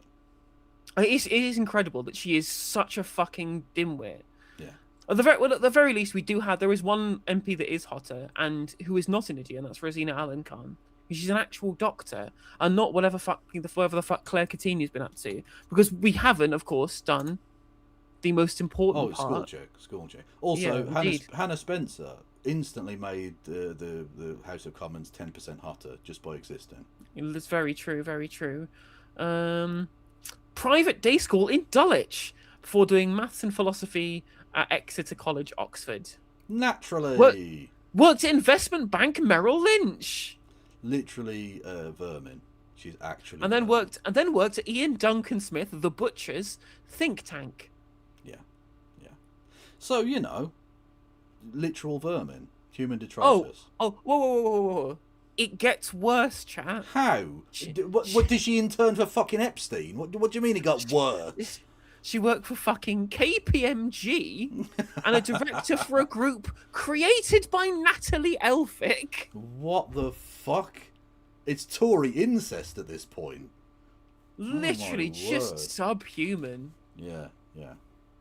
Oh, we can't dehumanize people in politics, Helena. That's nasty. Can't dehumanize someone who wasn't human to begin with. Exactly. You don't need to give human rights to people who aren't human. It's fine. Question of... As long as we taser first, it's humane. Meeting Donald Trump's request for ships to help protect the Straits of Hormuz. Is that something the Conservatives would back? Well, look, you'll appreciate that we are the opposition, so we're not part of the sensitive military planning or intelligence conversations that the government are having. But what I can... That's not technically true either, because what's it called? Fuck's sake. Not King's Council, that's lawyers, isn't it? Anyway, where the opposition can get access to sensitive... Privy Council. Privy Council is the phrase I was looking for. Yeah, so on Privy Council basis, the leader of the opposition could definitely get access to this. So you're just full of shit on that point. But it doesn't really matter anyway, because no one's asking you to say, do you specifically think this particular flight pattern of one RAF plane in any moment is right or wrong? Is the strategy that's being employed here as a broad thing that everyone is aware of? Does that work? Is that a workable solution to anything? And it's just incredible. It shows you how pathetic our politicians are. There's an obvious, incredibly easy answer to this question that you could pull some fucking random idiot off the street and ask them, do you think this is going well? And literally everybody would say, no, it's fucking stupid. It's been done by morons. And literally, that's... And it's obvious as fuck, that it's not going well, because both the leader of the opposition, Kendrick, something like that anyway, and Kendrick Lamar and the notorious Nigel Farage have both gone from yay war, we love bombing, to maybe this isn't a great idea, lads, in a week. So I don't think it's going super well, actually. I think there are some subtle signs that things might be going a little bit badly. Can say is our principle is that we should take action where it's in the national interest and where it's protecting our military assets abroad. And I'll point to you the action we took against the Houthis when they were disrupting international shipping. So it should certainly be explored, because it's in our national interest to have international shipping lanes open. So it should be explored. What about sending drones? It's interesting that she talks about the success of Operation Prosperity Guardian in bringing down the price of fuel or stopping the disruption in the Red Sea, because it didn't. It didn't stop the disruption in the Red Sea. The Houthis continued to disrupt that day in, day out, until there was a fucking ceasefire. Yeah. The one thing that actually stopped the disruption in the Red Sea was Israel no longer doing genocide. That was the thing that stopped the Red Sea attacks. doing it more obviously than they currently are doing it, but they're still doing it. But Yeah, thankfully, both the Somali pirates and the Houthis have got no ships to work with, because there are no ships going there anymore, because they're all fucking stuck in the Straits of Hormuz. So literally, well, again, of course, the grand irony here, of course, is that just like how in the Red Sea, when you essentially tell Israel to stop being a fucking maniacal, bloodthirsty monster, suddenly all of the disruption stops. It would be the same in Iran and opening the Strait of Hormuz as it would be with the Red Sea and the Houthis. You tell Israel to stop just bombing people for fun, and suddenly the world economy will get protected by open shipping lanes. Literally. And yes, happy Stabby Stab Day for Julius Caesar, for all those who celebrate. Just a quick clarification on that point. Anyone who says that he was murdered is an idiot and needs to be corrected on that. You cannot murder a tyrant. They have given up their right to be alive by acting tyrannically. What you are doing is self-defense by taking that person away from the levers of power. Sic semper tyrannis, bitches. To the Gulf, Ed Miliband suggested that could be on the table as well. Well, yes, I would say all of these things should be explored, and the principle that they should make the decision on is whether it's in the British national interest to do so. You sound a bit more measured, perhaps, than the Conservatives' tone was at the beginning of this conflict, when Priti Patel said, it's astonishing Keir Starmer didn't do much more to be proactive. Kemi Badenoch told people in Parliament that we were in this war, whether we liked it or not. Are you pulling back a bit on that approach? Well, let me be clear about what the position was. Our position was the same. Sorry, she can't hear you with all the backtracking she's doing. She's getting further and further away. It's true. I love how that she started this answer with "let me be clear," because you know full well, chat, this answer is going to be in no way clear whatsoever. Because the previous position was quite literally, we're letting down our allies by not essentially doing what Blair did in 2003. Yeah, I know it's not pronounced Caesar in the old Roman, but if I say Julius Caesar, people are not going to fucking understand what I mean, are they? True, you pedants. And otherwise, like in the movie, she says Caesar, So you can only really do the joke if you say Caesar.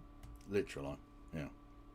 Also, interestingly, he was not born by cesarean section. That's a lie. The operation was done at the time, but the mother always died, and we know his mother lived on until he's into his 40s or something like that. So that didn't happen. It comes from the word Khazari, which means to cut. Little factoids. Same as our allies in Canada and our allies in Australia, which is that we stood with the US and Israel to stop Iran from gaining a nuclear power. This is a state which is hostile to us. That is not in our national interests. However, we never said we would join preemptive strikes. What we would have done was allow our allies to use our military bases more quickly than Keir Starmer has done. And that is because it's important for us to be able to work with allies. You hinted and a bit more than protect that. interests I mean, Priti Patel said just after the war had begun, she said we should be... Well, you're quite right. To pronounce it Kaiser would be to accept that the Germans were correct, and we're not doing that. The one way in which I support David Lloyd George is in his 1918 re-election campaign, when his slogan was "Death to the Kaiser." Also, worth pointing out, her initial response here was, well, we wanted to join the United States in ensuring Iran doesn't get nuclear weapons. I thought those nuclear weapons facilities were destroyed by Israel and America last year. And didn't they already win? So presumably, if one of the goals was to stop them getting nuclear weaponry, and you've claimed victory, surely that would include them not being able to get nuclear weaponry.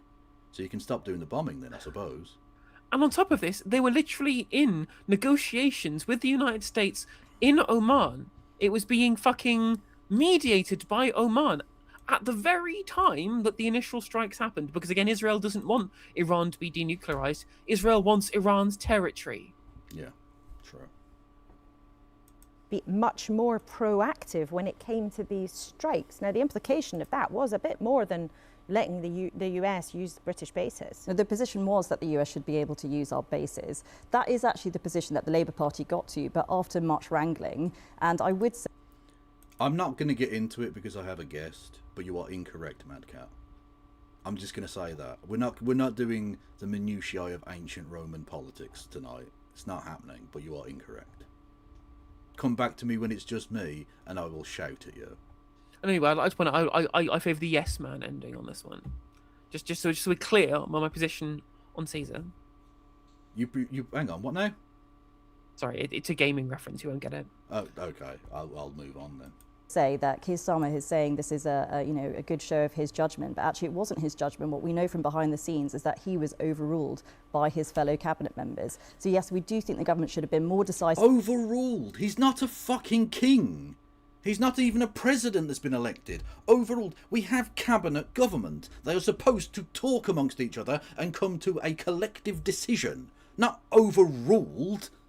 The cabinet didn't want to do a thing. Therefore, under the basic principle of collective fucking decision making, the cabinet decided not to do that thing. It's how government is supposed to fucking operate.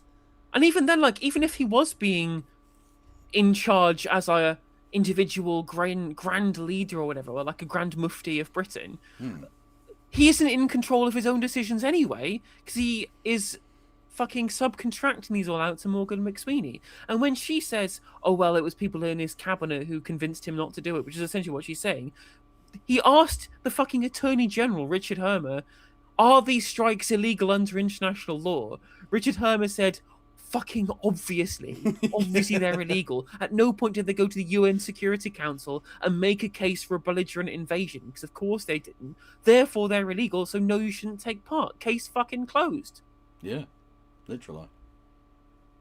You'd think a government headed by a lawyer would understand it intrinsically anyway, and wouldn't need to seek extra legal advice on this, but good to get a second opinion. And you also said, yeah, that is illegal. That's very illegal. We shouldn't do this, actually. Literally. But on top of that, it's interesting. I was listening to Patrick Maguire and Gabriel Pongren speaking to Lewis Goodall. They're the one who did the book about Starmer's rise to power. It's pretty good.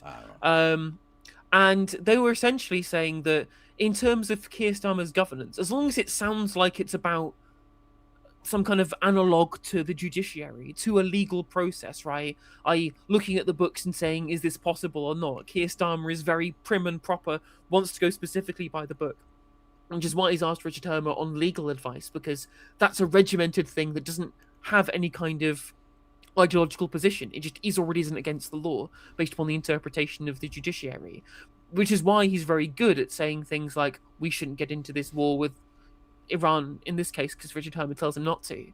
But it's obviously why when anything involves taking a decision involves having his own opinion, nothing fucking happens.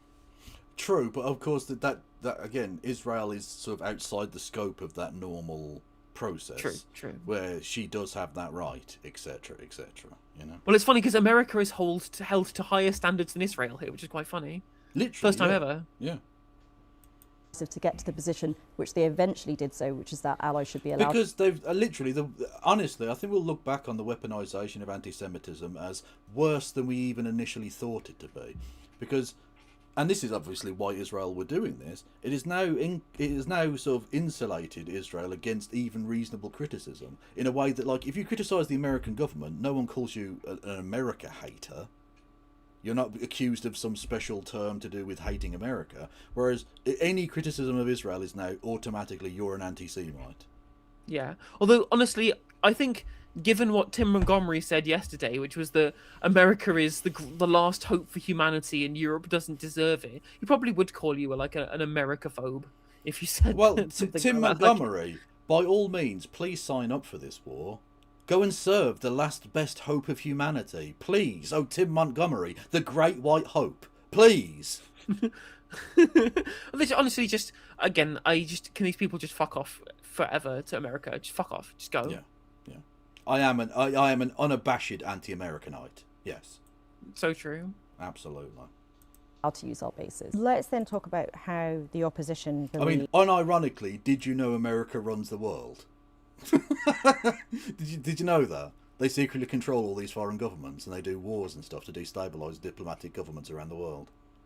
Responsible for, like, basically every genocide apart from, like, Rwanda for the last 100 years. Did you know they manipulate world markets? Americans, this is. I'm just saying, Americans, those people. I don't want to go into it, but, The government should help people here at home. Now, if, and it is a big if, and we should... I'm not naked, I've just got my shirt off. I'm fucking hot. Leave me alone.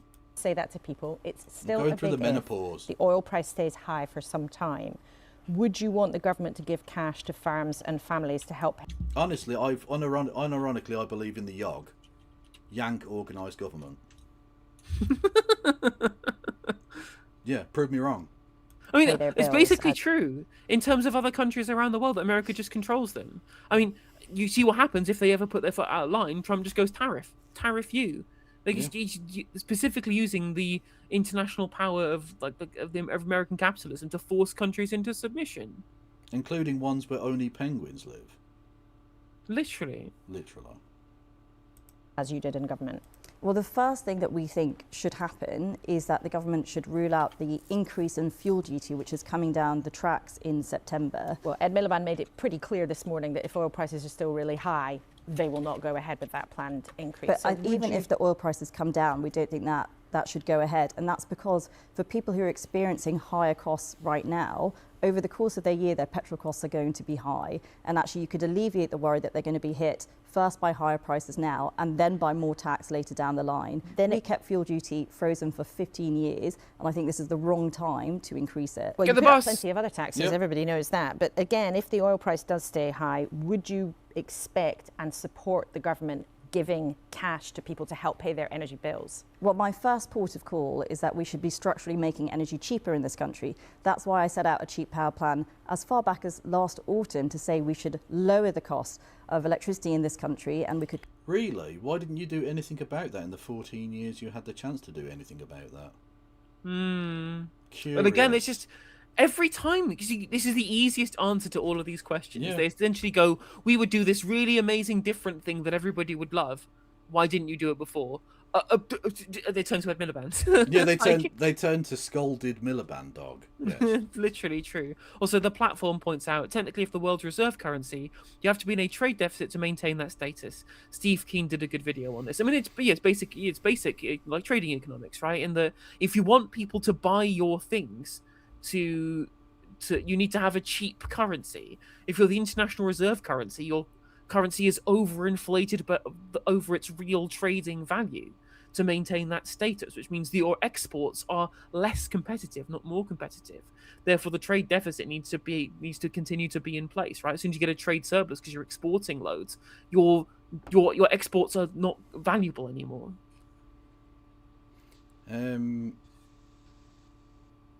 What's that? To the question, apparently Laura Kuenssberg is not Jewish. Thank you for clarifying on that point. Yeah, why this needs to be a discussion, I don't know. It didn't need to be a thing at all, but just for the person who asked, no. Does that make it better or worse in your eyes? I don't care. Shut up.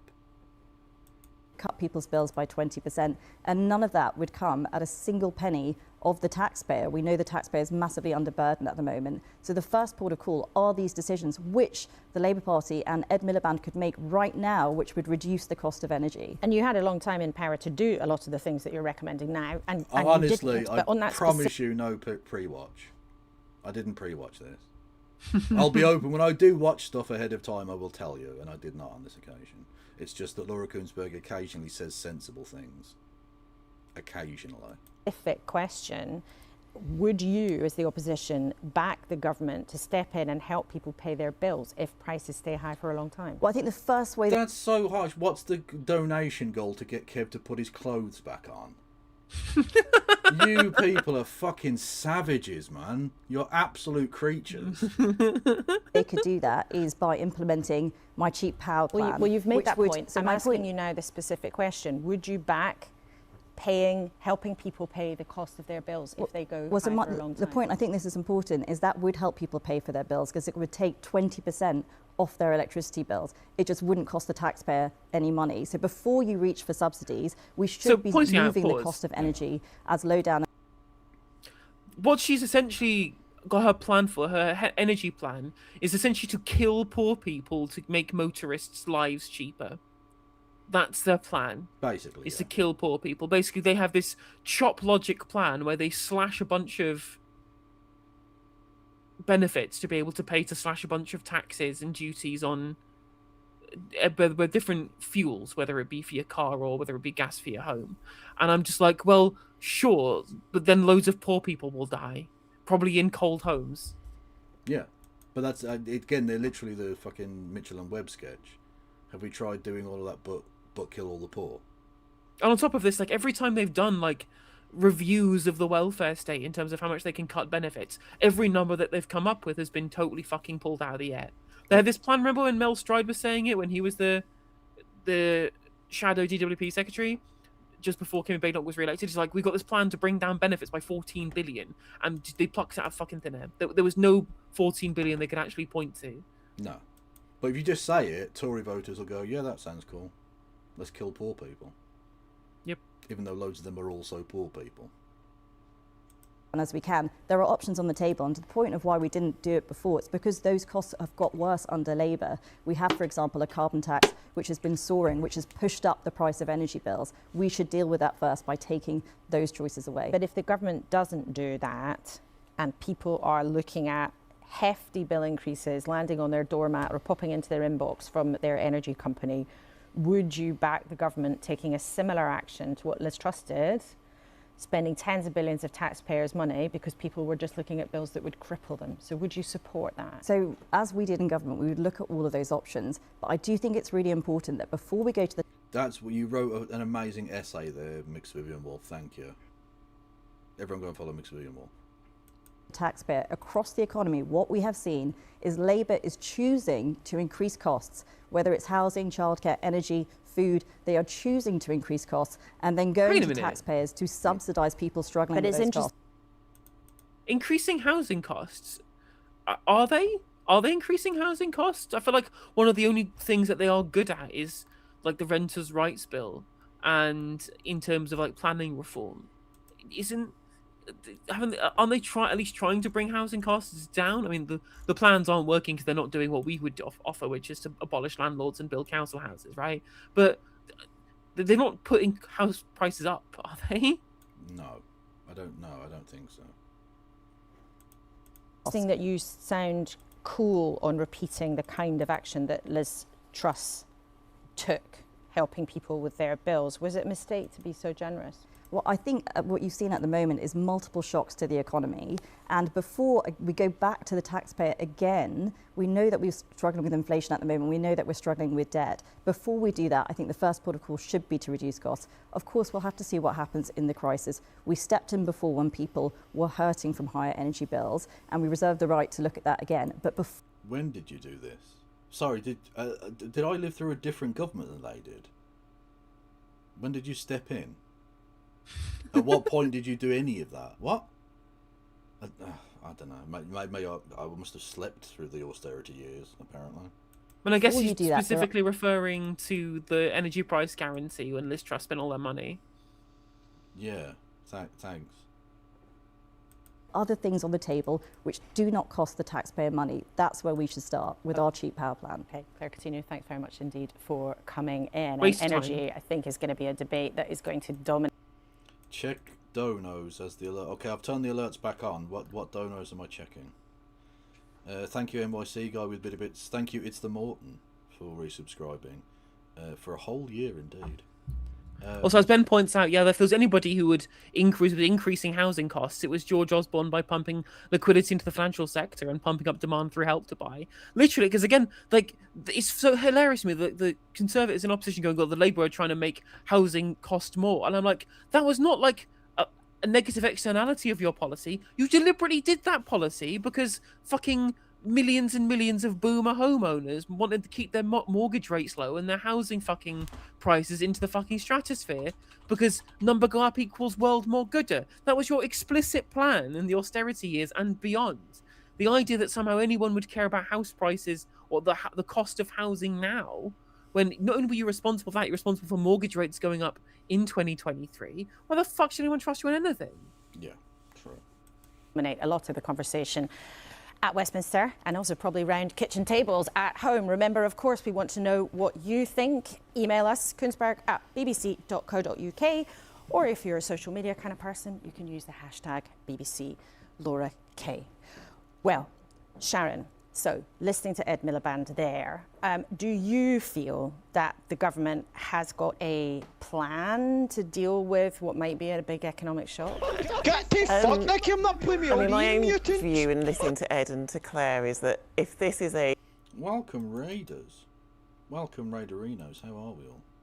Where from? From? I'm not sure I know this channel, do I? No, I don't. Okay, from someone called Caro Kick? I don't know. Ladies and I'll gentlemen, spell that. We got KARROKICK. I do not know this person. Leftist Book Club. Test stream. Okay, yeah. Cozy bilingual streamer, 2.2k followers. Welcome in, Caro Kick chatters. Yeah. Everyone go and check out Caro Kick. They do a leftist book club apparently, so that sounds cool. That sounds that sounds lovely and cozy. Cozy indeed is how it sounds. If you are a new person here, you can hit the follow button. I'm Kevin Logan, a socialist streamer from the UK. I'm joined also by No Justice MTG, who is literally on Navarra Media, so she's famous. All right. I'm an F list rather than a T list celebrity. Well, you are on the T list as well, but that's just the list that Farage is putting together for his own purposes. I mean, yeah, that is true. I am on that list. Also, thank you, Henry, for the 20 gifties, and thank you, the Gay Socialist, for the £2. And we watched Politics Joe Senator Kennedy clip. We did watch it. I watched it earlier today myself. Unfortunately, Gay Socialist. Okay. Sorry, I didn't think of. And if you give directly via the Streamlabs link, that goes to the PayPal, so I don't get a notification of that. But apparently someone donated £25 and said, "Put your top on, I have Twitch on dark mode for a reason." Which is, ironically, very racist, actually. Okay? As an Irishman, I can't be anything but this fucking pale. I'm either this pale or I burn to a crisp. Those are the two choices. A long term runs into the summer, I think it is inevitable that there will be government intervention and government support. I think the much bigger debate, which you talked a bit about, is whether this is blanket or whether it's targeted. So one of the things that's quite useful to remember from the Liz Truss intervention, we spent frontier 3% economics. of What the fuck is GDP. that?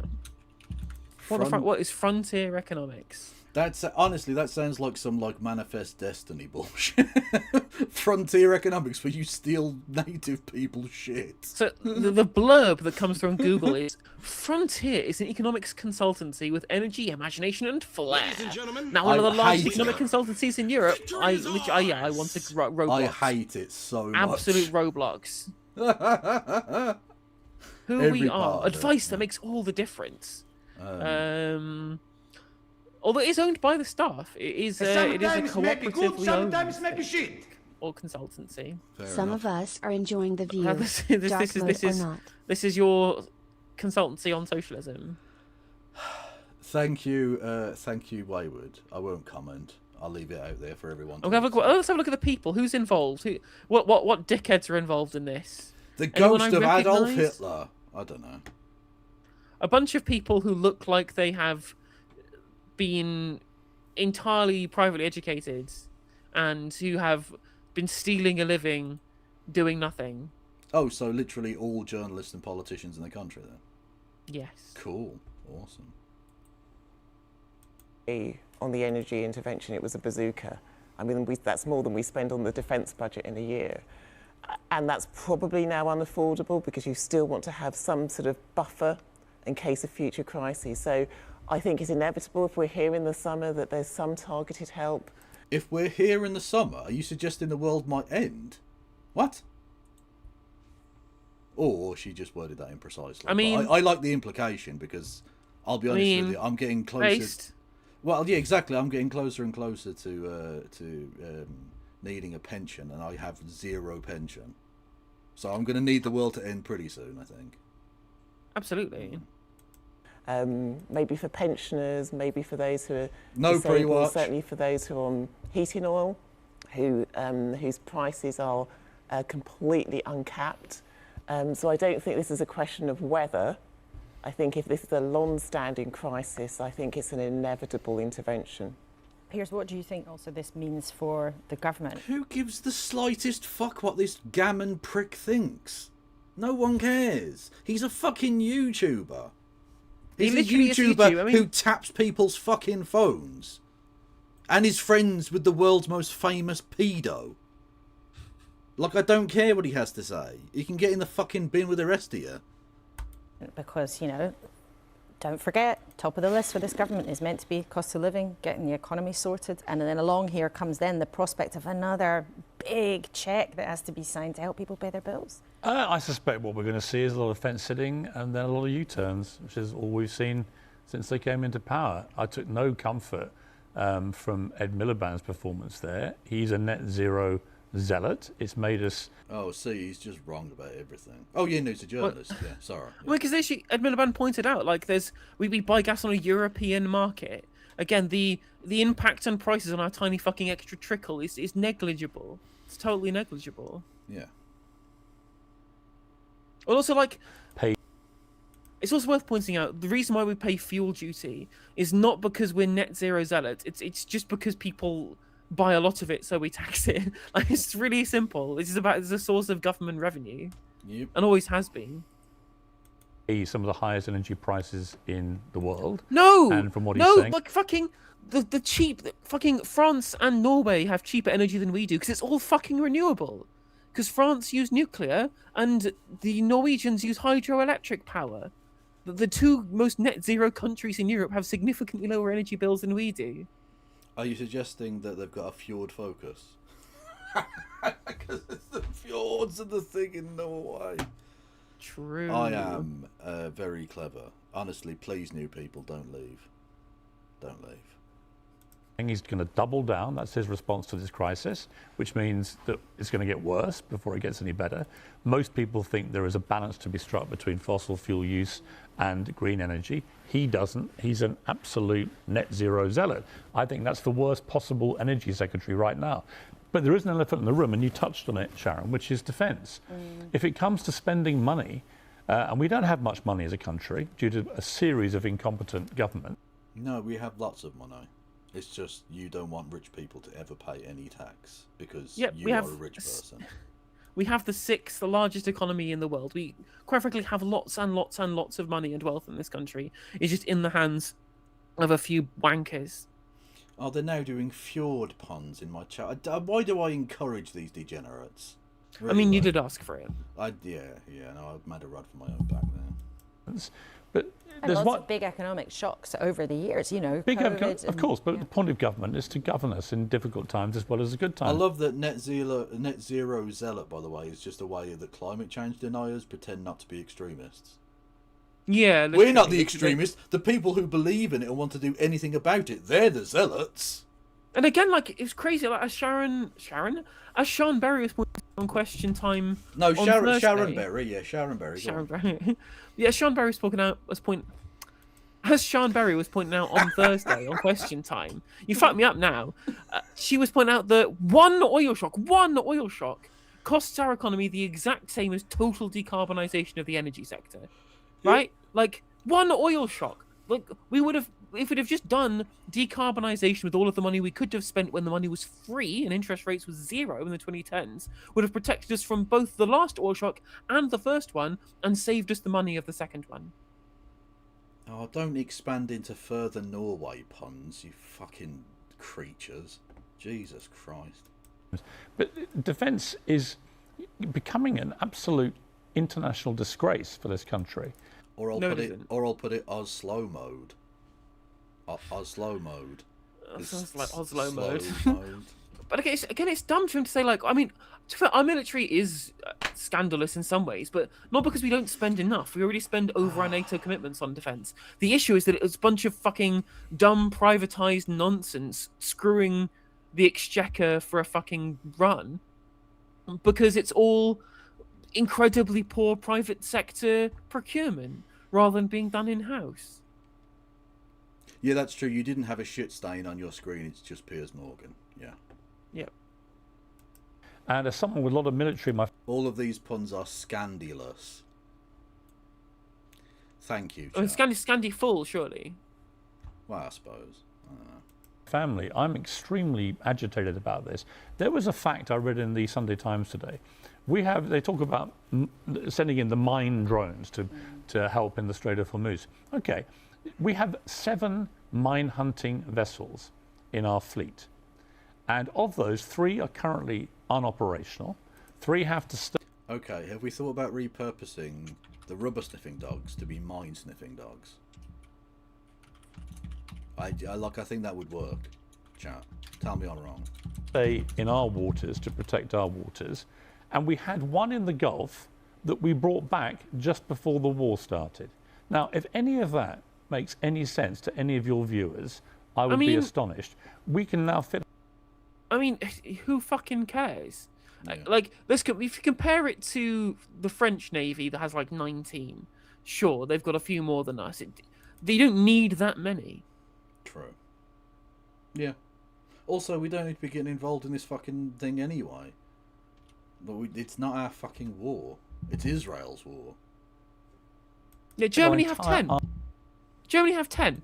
Like, the idea that having 7 is somehow some giant scandal rather than just slightly less than other similar-sized economies. Nonsense. Army into Wembley Stadium. In fact, we can fit it into Arsenal Stadium. Not even as big as Wembley. It's one of the mention Arsenal. I was going to say, we're nearly at 9:30. I wanted to mention the Premier League champions elect once. But the point I'm making is that our defence spending has... Honestly, I hope you die in pain. I'm just going to do, like, again, just do another thing where he just kind of puts out random numbers and goes, this is scandalous, without putting it into context. Okay, so the UK Armed Forces has 137,000 active service members. And we compare this to Germany, for example. 186,000. Like, not a significant amount more. Let's compare it to France. 200,000. Like, we're in the same kind of ballpark. Again, this idea that somehow we were just nowhere near pulling our weight and it's scandalous. No, we're just slightly smaller than other countries. It's really not an issue. Yeah, it's not an issue. It literally is not an issue. Yeah. It's been scandalously inadequate for a long time, and we now have no real navy to speak of, a dwindling, kind of irrelevant army, And you talk to anyone of the armed forces, what has this war revealed? Really how kind of irrelevant we are. And Tina, do you think... Why didn't you already know this? My entire life as background music has been, we used to be big and powerful and now we're not big and powerful. But we're still pretending to be big and powerful. How do you not know this? When I worked that out when I was 8. I mean, because these people live in fucking boomer nostalgia slop world. That's it. Yeah. That's the only currency. That's why That's why they're really offended that Churchill's been taken off the £5 note. Because like it's the only thing they have. Yep. That's why they're so offended by people. Oh, they scrawled war criminal in paint that was very easy to wash off on the statue. Kill them all. Like, you're pathetic, really. I think that it matters to Donald Trump actually whether allies like Britain are on board with him or not. Does it make any difference? Well, he's decided that Britain is just a loser with no army, as you say. I mean, he's decided that, you know, we are pretty irrelevant. You think that's his view now? He thinks that Britain's a loser? I think so, yeah. Yeah, but they've thought that since they had to fucking bail us out 80 years ago. Britain has been a secondary power and now is a tertiary or a fourth power. We're little above a third world power at this fucking point, in all honesty. It's just we've got nuclear weapons so we can pretend to be good. We're America's little vassal state bitch. The idea that there's been an American president who is still currently living who didn't think Britain was a fucking loser is ridiculous. You literally, Trump and Netanyahu are having like a full-on 69 and Keir Starmer is sitting in the cock chair. Literally. No, I definitely think so. I mean, he likes, I mean, you know, he supposedly has this good relationship with Keir and he likes having the royals, but when it comes down to it, he thinks that Britain hasn't got a military to speak of and that Keir Starmer is a bit of a bumbler. That's his Yes, that is Tina Brown, yes. His view, really. But he does also want I think he's more well known in America than she is in Britain, even though she's British. Because she was like the editor of the New Yorker and various things. I mean, he's putting out all this rhetoric now about how other countries are all going to come and act as escorts for the Straits of Hormuz. But I mean, he's been trashing the Allies, you know, for a year. And now he sort of wants to call on the Allies almost to be sort of rhetorical set dressing for this kind of all these different armadas from all over Europe. No, not just rhetorical set dressing. Like, literally, their radar has been fucking eviscerated. He's not calling on them because, like, he wants, you know, he's trying to get people involved for the lols. America literally can't handle it. It and Israel have bitten off far more than they can chew, and now everyone else is being dragged into it because America literally cannot.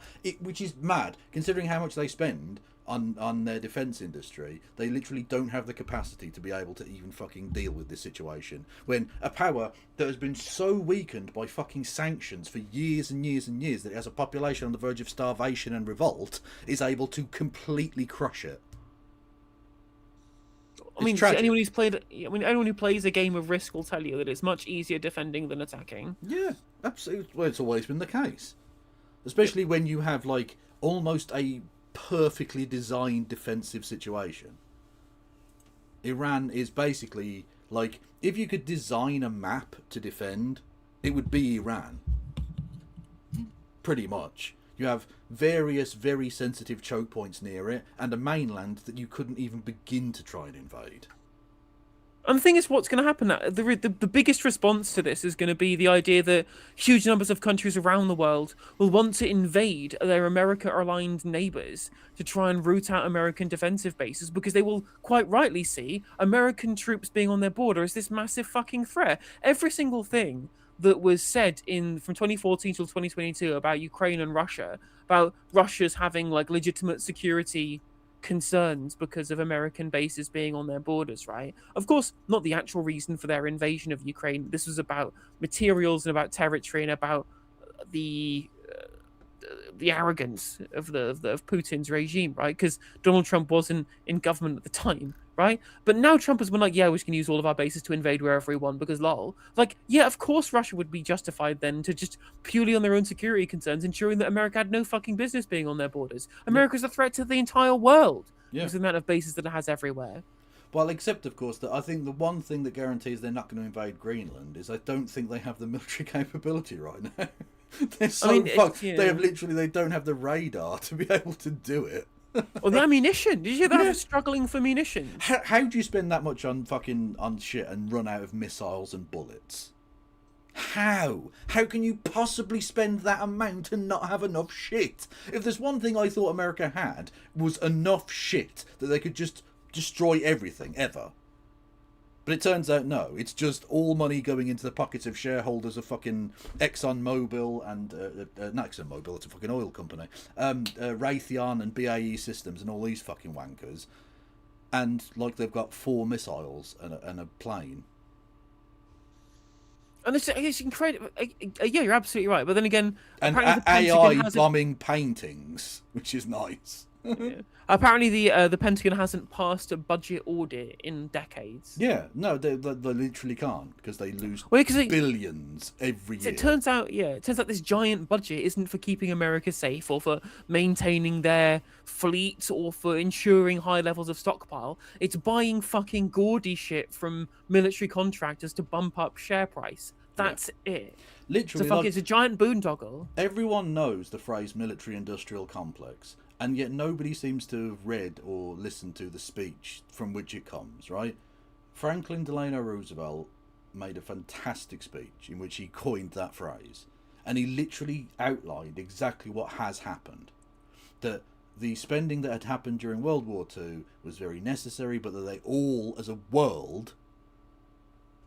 Sorry, Eisenhower, not FDR, sorry, FDR was fucking dead, you prick. Right, Eisenhower, right, he was literally a military fucking general in the war and all that. And they had to ramp it back. You had to get back to the pre-Second World War notion of coming together for arms reduction across the entire world. Everyone had to do it because it was ridiculous. If you constantly just keep spending more and more and more, you're just going to put you're going to put all the incentive on military-industrial complex, which is literally the phrase that he and his writers came up with, to take over and become essentially a shadow government within the government.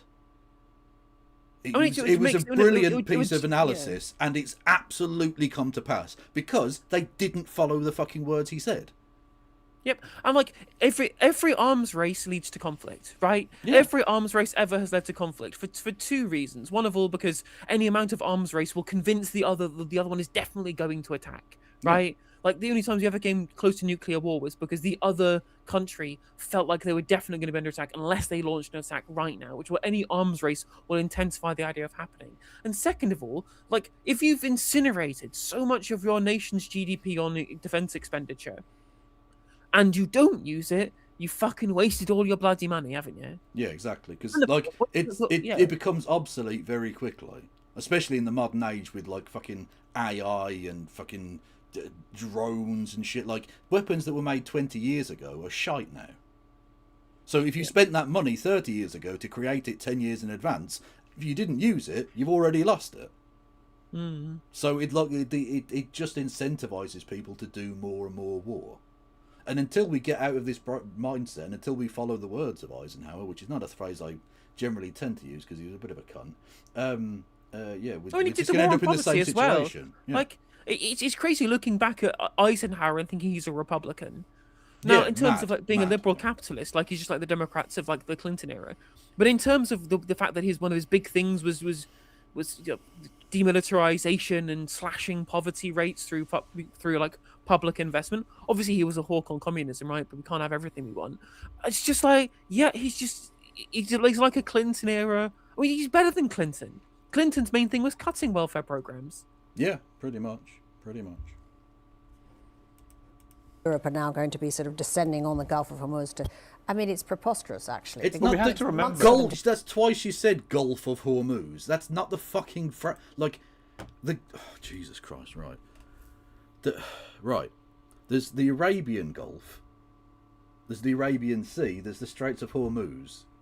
And the Persian Gulf. If you don't know these fucking phrases, stop talking about it. It's fine. Well, actually, no, it's not fine. You were a very fucking leading journalist across the world. You should know these things. But you should also shut the fuck up because you don't know them. The Gulf of Hamas. True. To get there. I mean, weeks for them to get there. Well, HMS Dragon hasn't even made it to Cyprus yet, as we understand it. Yeah. What the... How shit is that ship?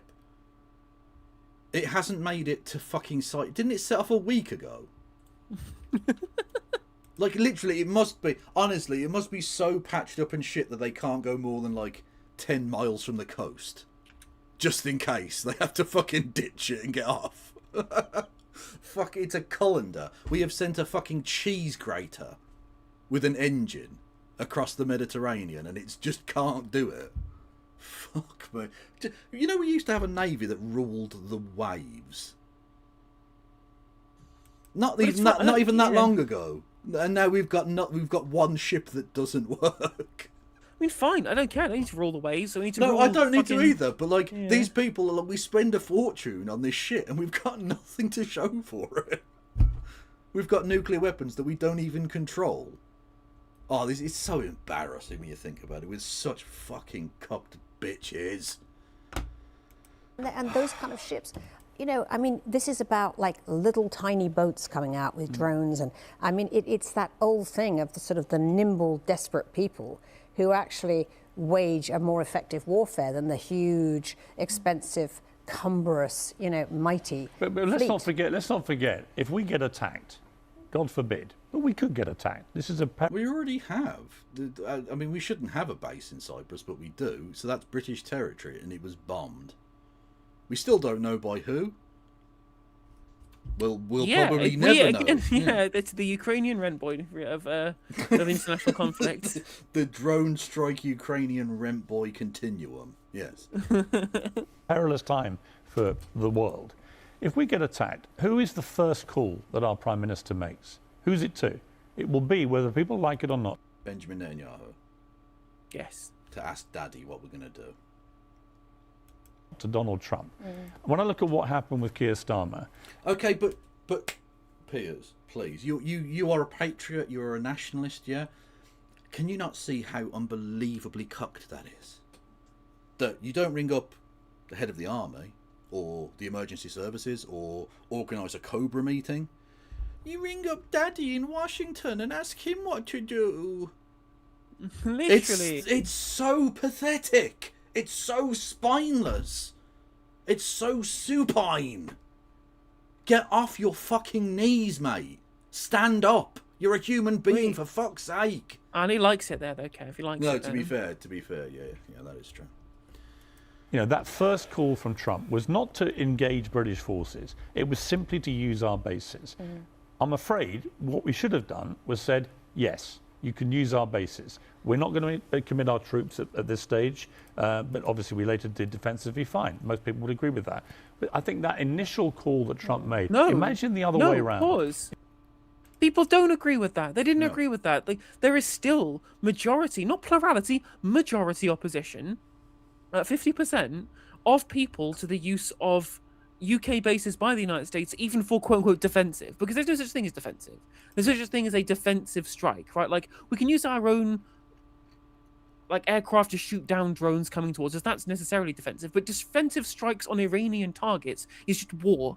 That's just how war works, right? Like, any amount of defensive capacity that we lend to America is offensive capacity that they will be able to use themselves that gets freed up. Yeah. That's the thing, because by bombing the military targets that are being used to attack, for example, the United States, like even if it's an offensive capability of Iran, that is being used to facilitate America's offense. We cannot get involved at all. And the public don't want us to, in any capacity, whether it is belligerent, which is overwhelmingly opposed, but even these supposed defensive, limited and specific strikes, even then the public oppose it. The only party, other than, like, sometimes the Lib Dems are being at least somewhat cogent on this, the only party that properly opposes any amount of Yankified bollocks, any amount of being a cuck to America in terms of foreign policy is the Green Party.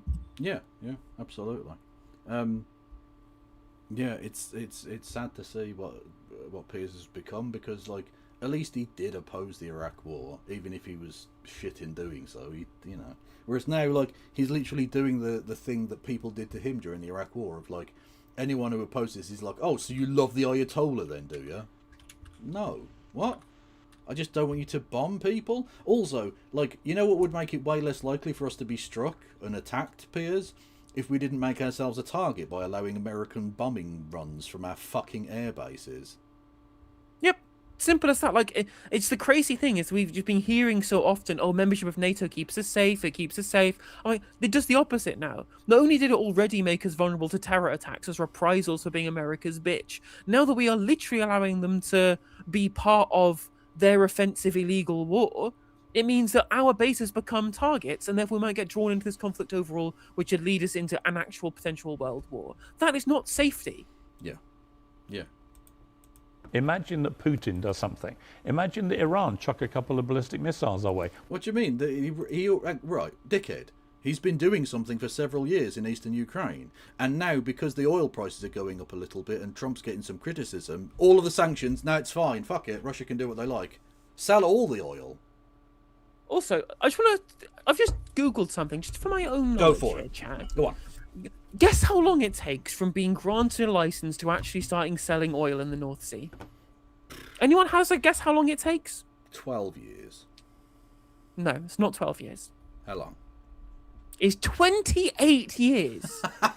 28 years. People are talking about opening up fucking Rosebank as if it's somehow the solution to an energy crisis happening fucking now.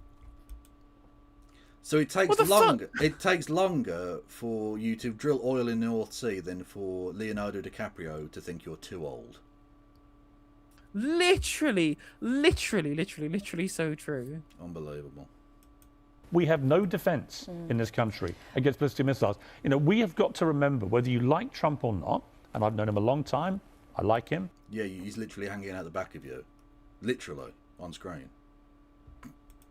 But I don't like what he's doing at the moment. I think it's a miscalculation which could in the end define his presidency. However, he remains the president of the United States, and they are our biggest and most powerful ally. So you've got to hold your nose sometimes, and you've got to take one for the team. You have been taking more than one for the team. Your back is so encrusted with his fucking semen that I'm surprised you don't stick to the chair, mate. Jesus Christ. Look, what an embarrassment.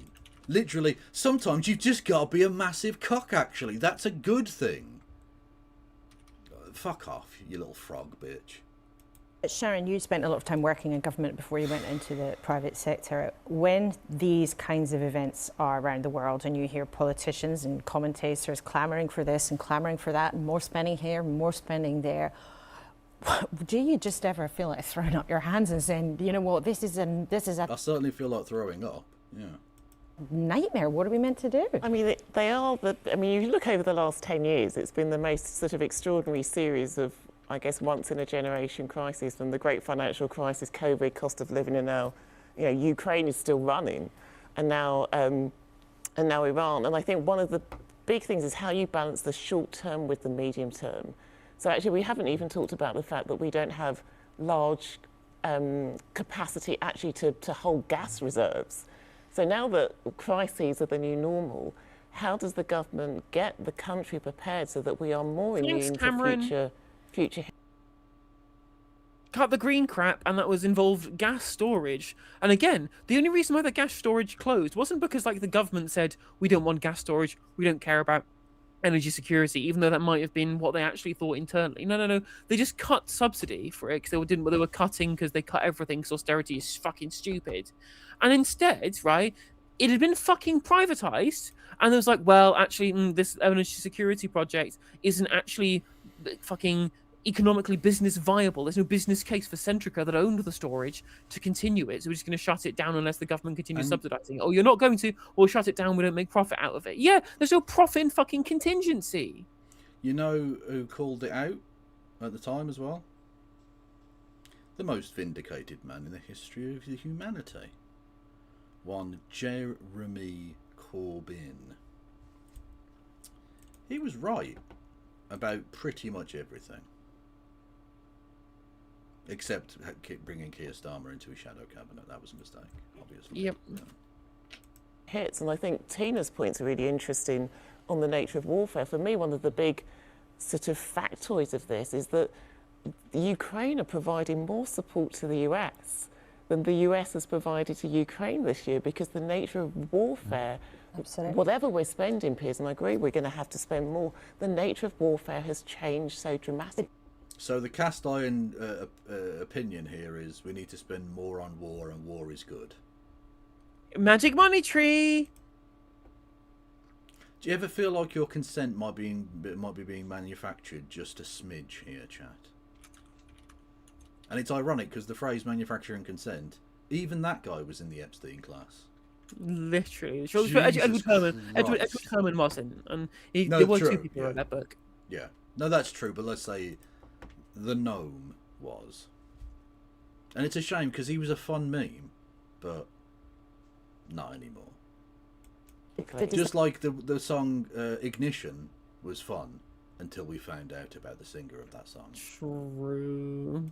That means also that the nature of government is going to have to change. You know, you say we had once in a generation events. Okay, there's an emergency every kind of 10, 15 years. Government can retool and sort itself out quickly and there's an emergency. If it feels like there's an emergency every couple of years, does the shape of government have to shift? I think the shape has to shift because you have to be much more agile. You've got much less time to act. You've got to spend much more of your time thinking about not the what if, but what when. Tina, what though about Donald Trump's base? You know, everybody knows he came in saying no more forever wars. I'm going to win them all. They'll all be over. I'm never going to... Wow, he's a massive lying piece of shit. Wow, I'm glad you haven't got someone on the panel who you could chastise for telling people to vote for him. Interesting, Laura. If you wanted to do a journalism, you have a person there who you could ask this question to that you're not going to ask this question to. Do this again. You know, Piers is suggesting this could be the thing that defines him as a big mistake. Well, the base hates this war. I mean, obviously the whole no more forever wars, that was his thing. The base is unhappy about the 40% increase at the gas pump. But interestingly, so far, Trump still does have control of that base. There's no doubt about it. I mean, and he said just the other day, it was an incredible comment. He said when he was asked about that, he says, I am MAGA. MAGA is me. I mean, it was Louis XIV, l'état c'est moi, you know. And he's not sort of wrong. And in a funny way, it's almost as if, although Trump does want to win the midterms, which are coming up soon, which if he loses, he's going to be investigated by the Democratic committees and so on. He doesn't want that. But he also sort of doesn't care either. I mean, he's in this place at the moment where he is trying to be the sort of the Mount Rushmore president who does three huge things, who is up there in a kind of stratosphere. His rocket has left. I'd be more than happy to blast his face into the side of a mountain. You know, to Mount Rushmore.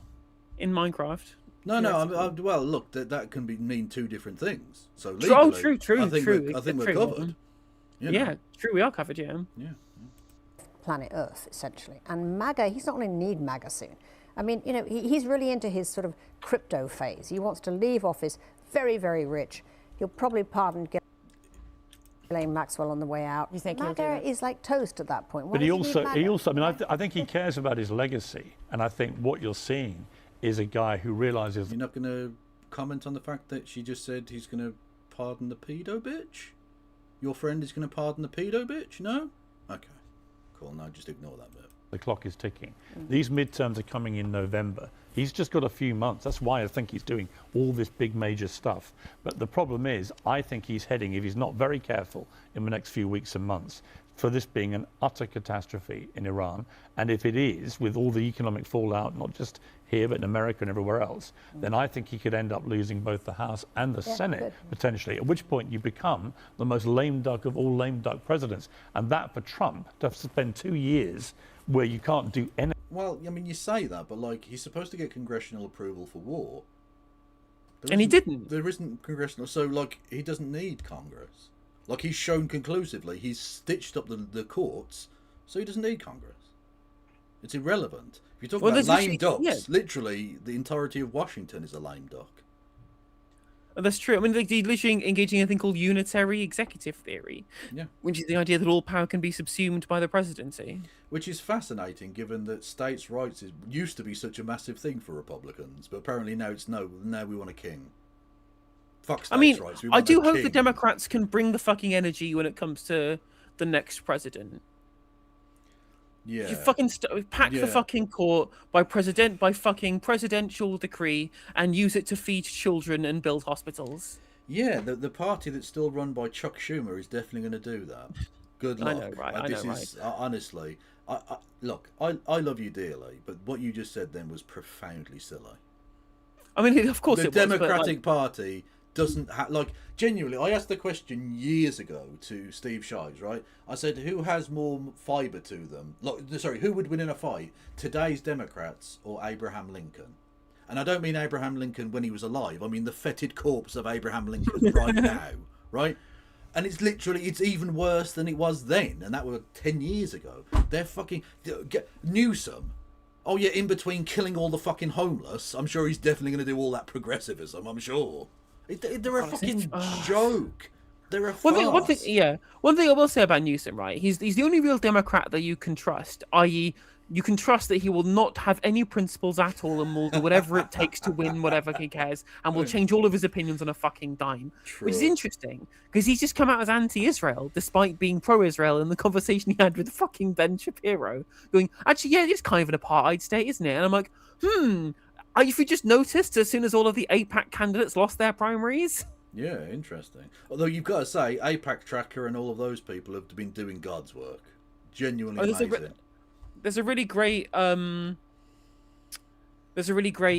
TikTok account called Stocking the Capital, and they essentially they're going through the declared fucking financials of every single member of Congress to expose who's taken loads of corporate PAC money. Yeah. And they've been specifically platforming people with no corporate PAC money, no congressional stock trading ban support, all that kind of malarkey. They've been doing incredible work, getting a full detailed list to make sure who you know is bought and who isn't. Wow, if only there was, like, I don't know, a group of people in society whose job it was to ensure probity in public life by exposing wrongdoing in a public forum. Like in a sort of a paper full of news or like a television show or something like that. Imagine if that sort of thing existed, that, you know, a kind of a professional class of people to inform an electorate to make democratic decisions. Imagine that world, chat. Anything becomes the ultimate nightmare, and becomes how he gets to fight. He will probably claim that it was stolen. Don't forget, he has Of all course, those tools. of course. He has all those tools, and he's also right now, which I think is extremely concerning. Actually, he's really going after the press.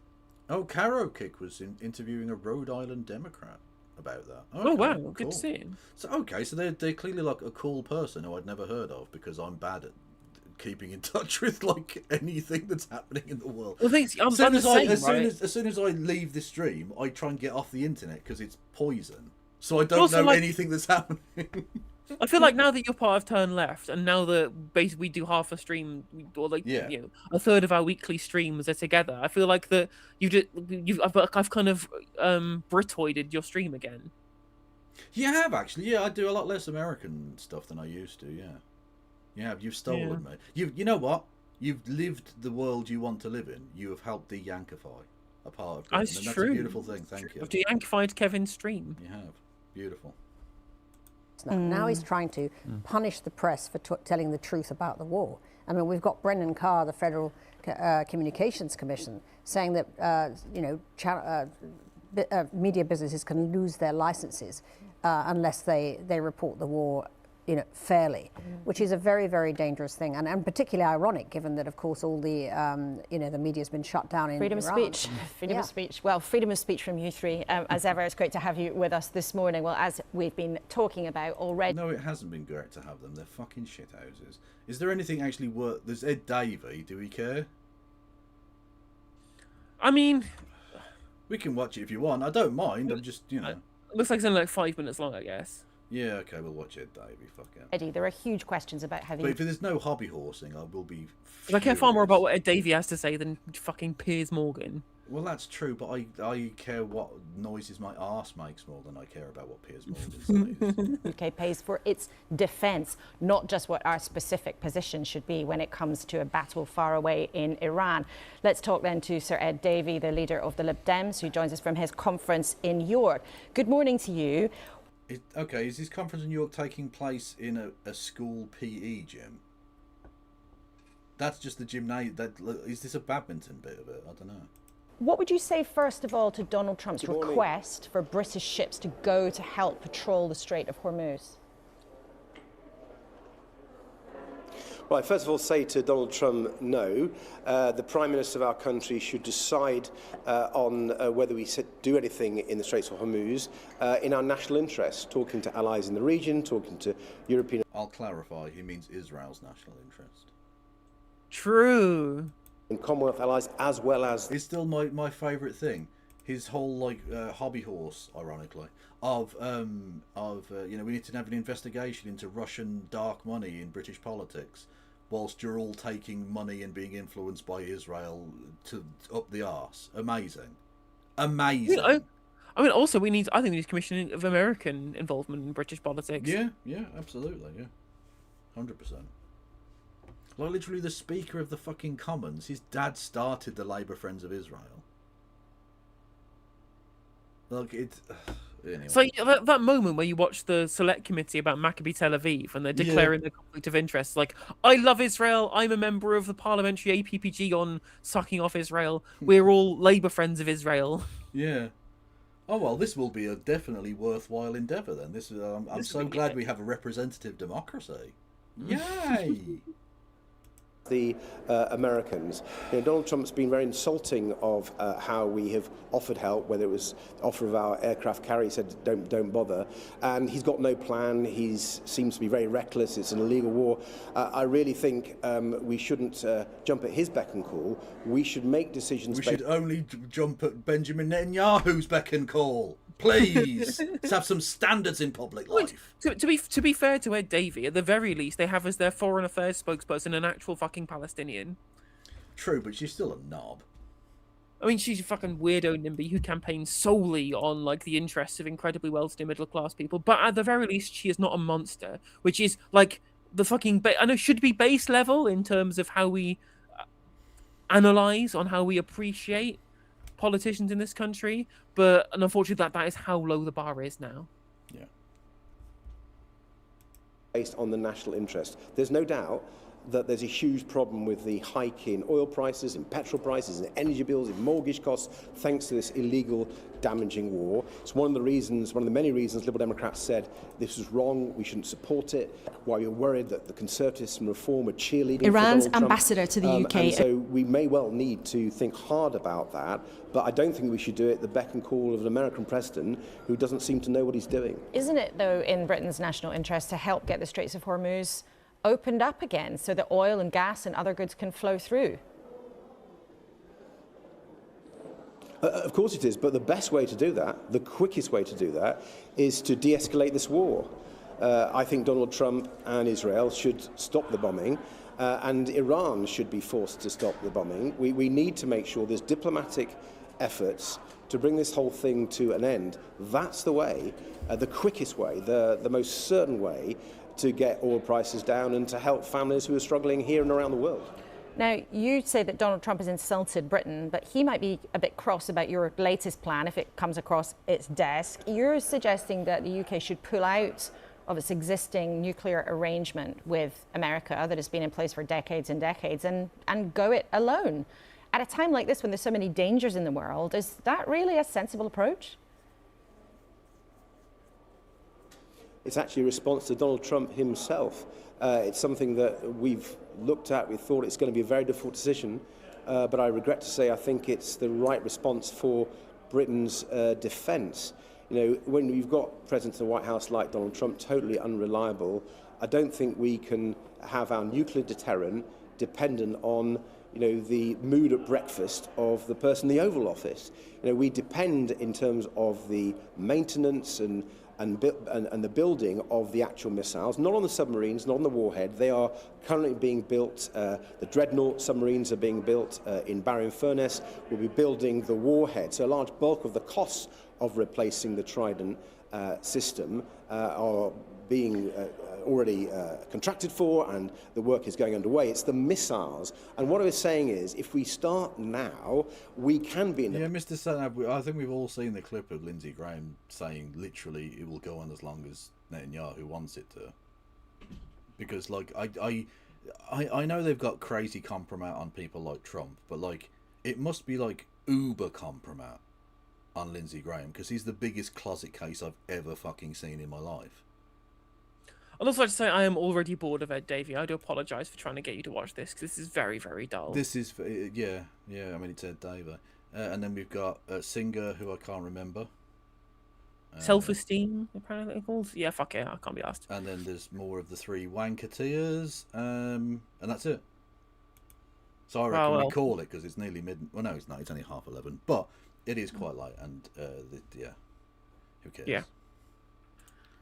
Who gives a shit? About what? Anyone on this? I don't know. To be fair, we each give a shit because we watch this every week, and we always get 2/3 in after you've got the government and the opposition talking, and then it's just like, panel of wankers. Do we care? No. Well, to be fair, last week when I wasn't there, you had a good panel. You had Zara Sultana. True, and I had your replacement bus service, a lovely little Welsh lad called Gareth. You did have Gareth. He's not Welsh, he's Scottish, but yeah. Anyway, I'm off to masturbate vigorously. Thank you, Mancheater. Thank you for informing us of that. I suppose the ritual Sunday night activity. Fair enough. Yeah. No. Look, it's part of a healthy, well balanced diet. You know. True. Yes. So I'll who should we write into? I suppose would be there. I'm going to left of the box over on the YouTubes because I'm not live on Twitch anymore. At all. Only on question time days. Oh, okay. Well, that's because my dual stream keeps crashing the stream. So until I get that fixed. Fair enough. Yeah, left of the box on the YouTubes, but they don't stream on Twitch either, do they? So I need to find someone on Twitch. Unless anyone has suggestions. Who is going? The Noisy Immigrant is going. So I will send you over there. Raid channel.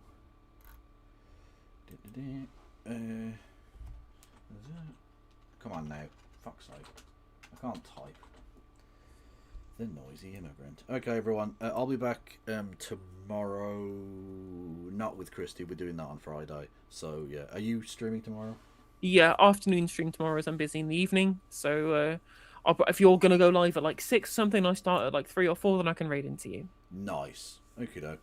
Yeah, we'll watch both of our streams. It's the law.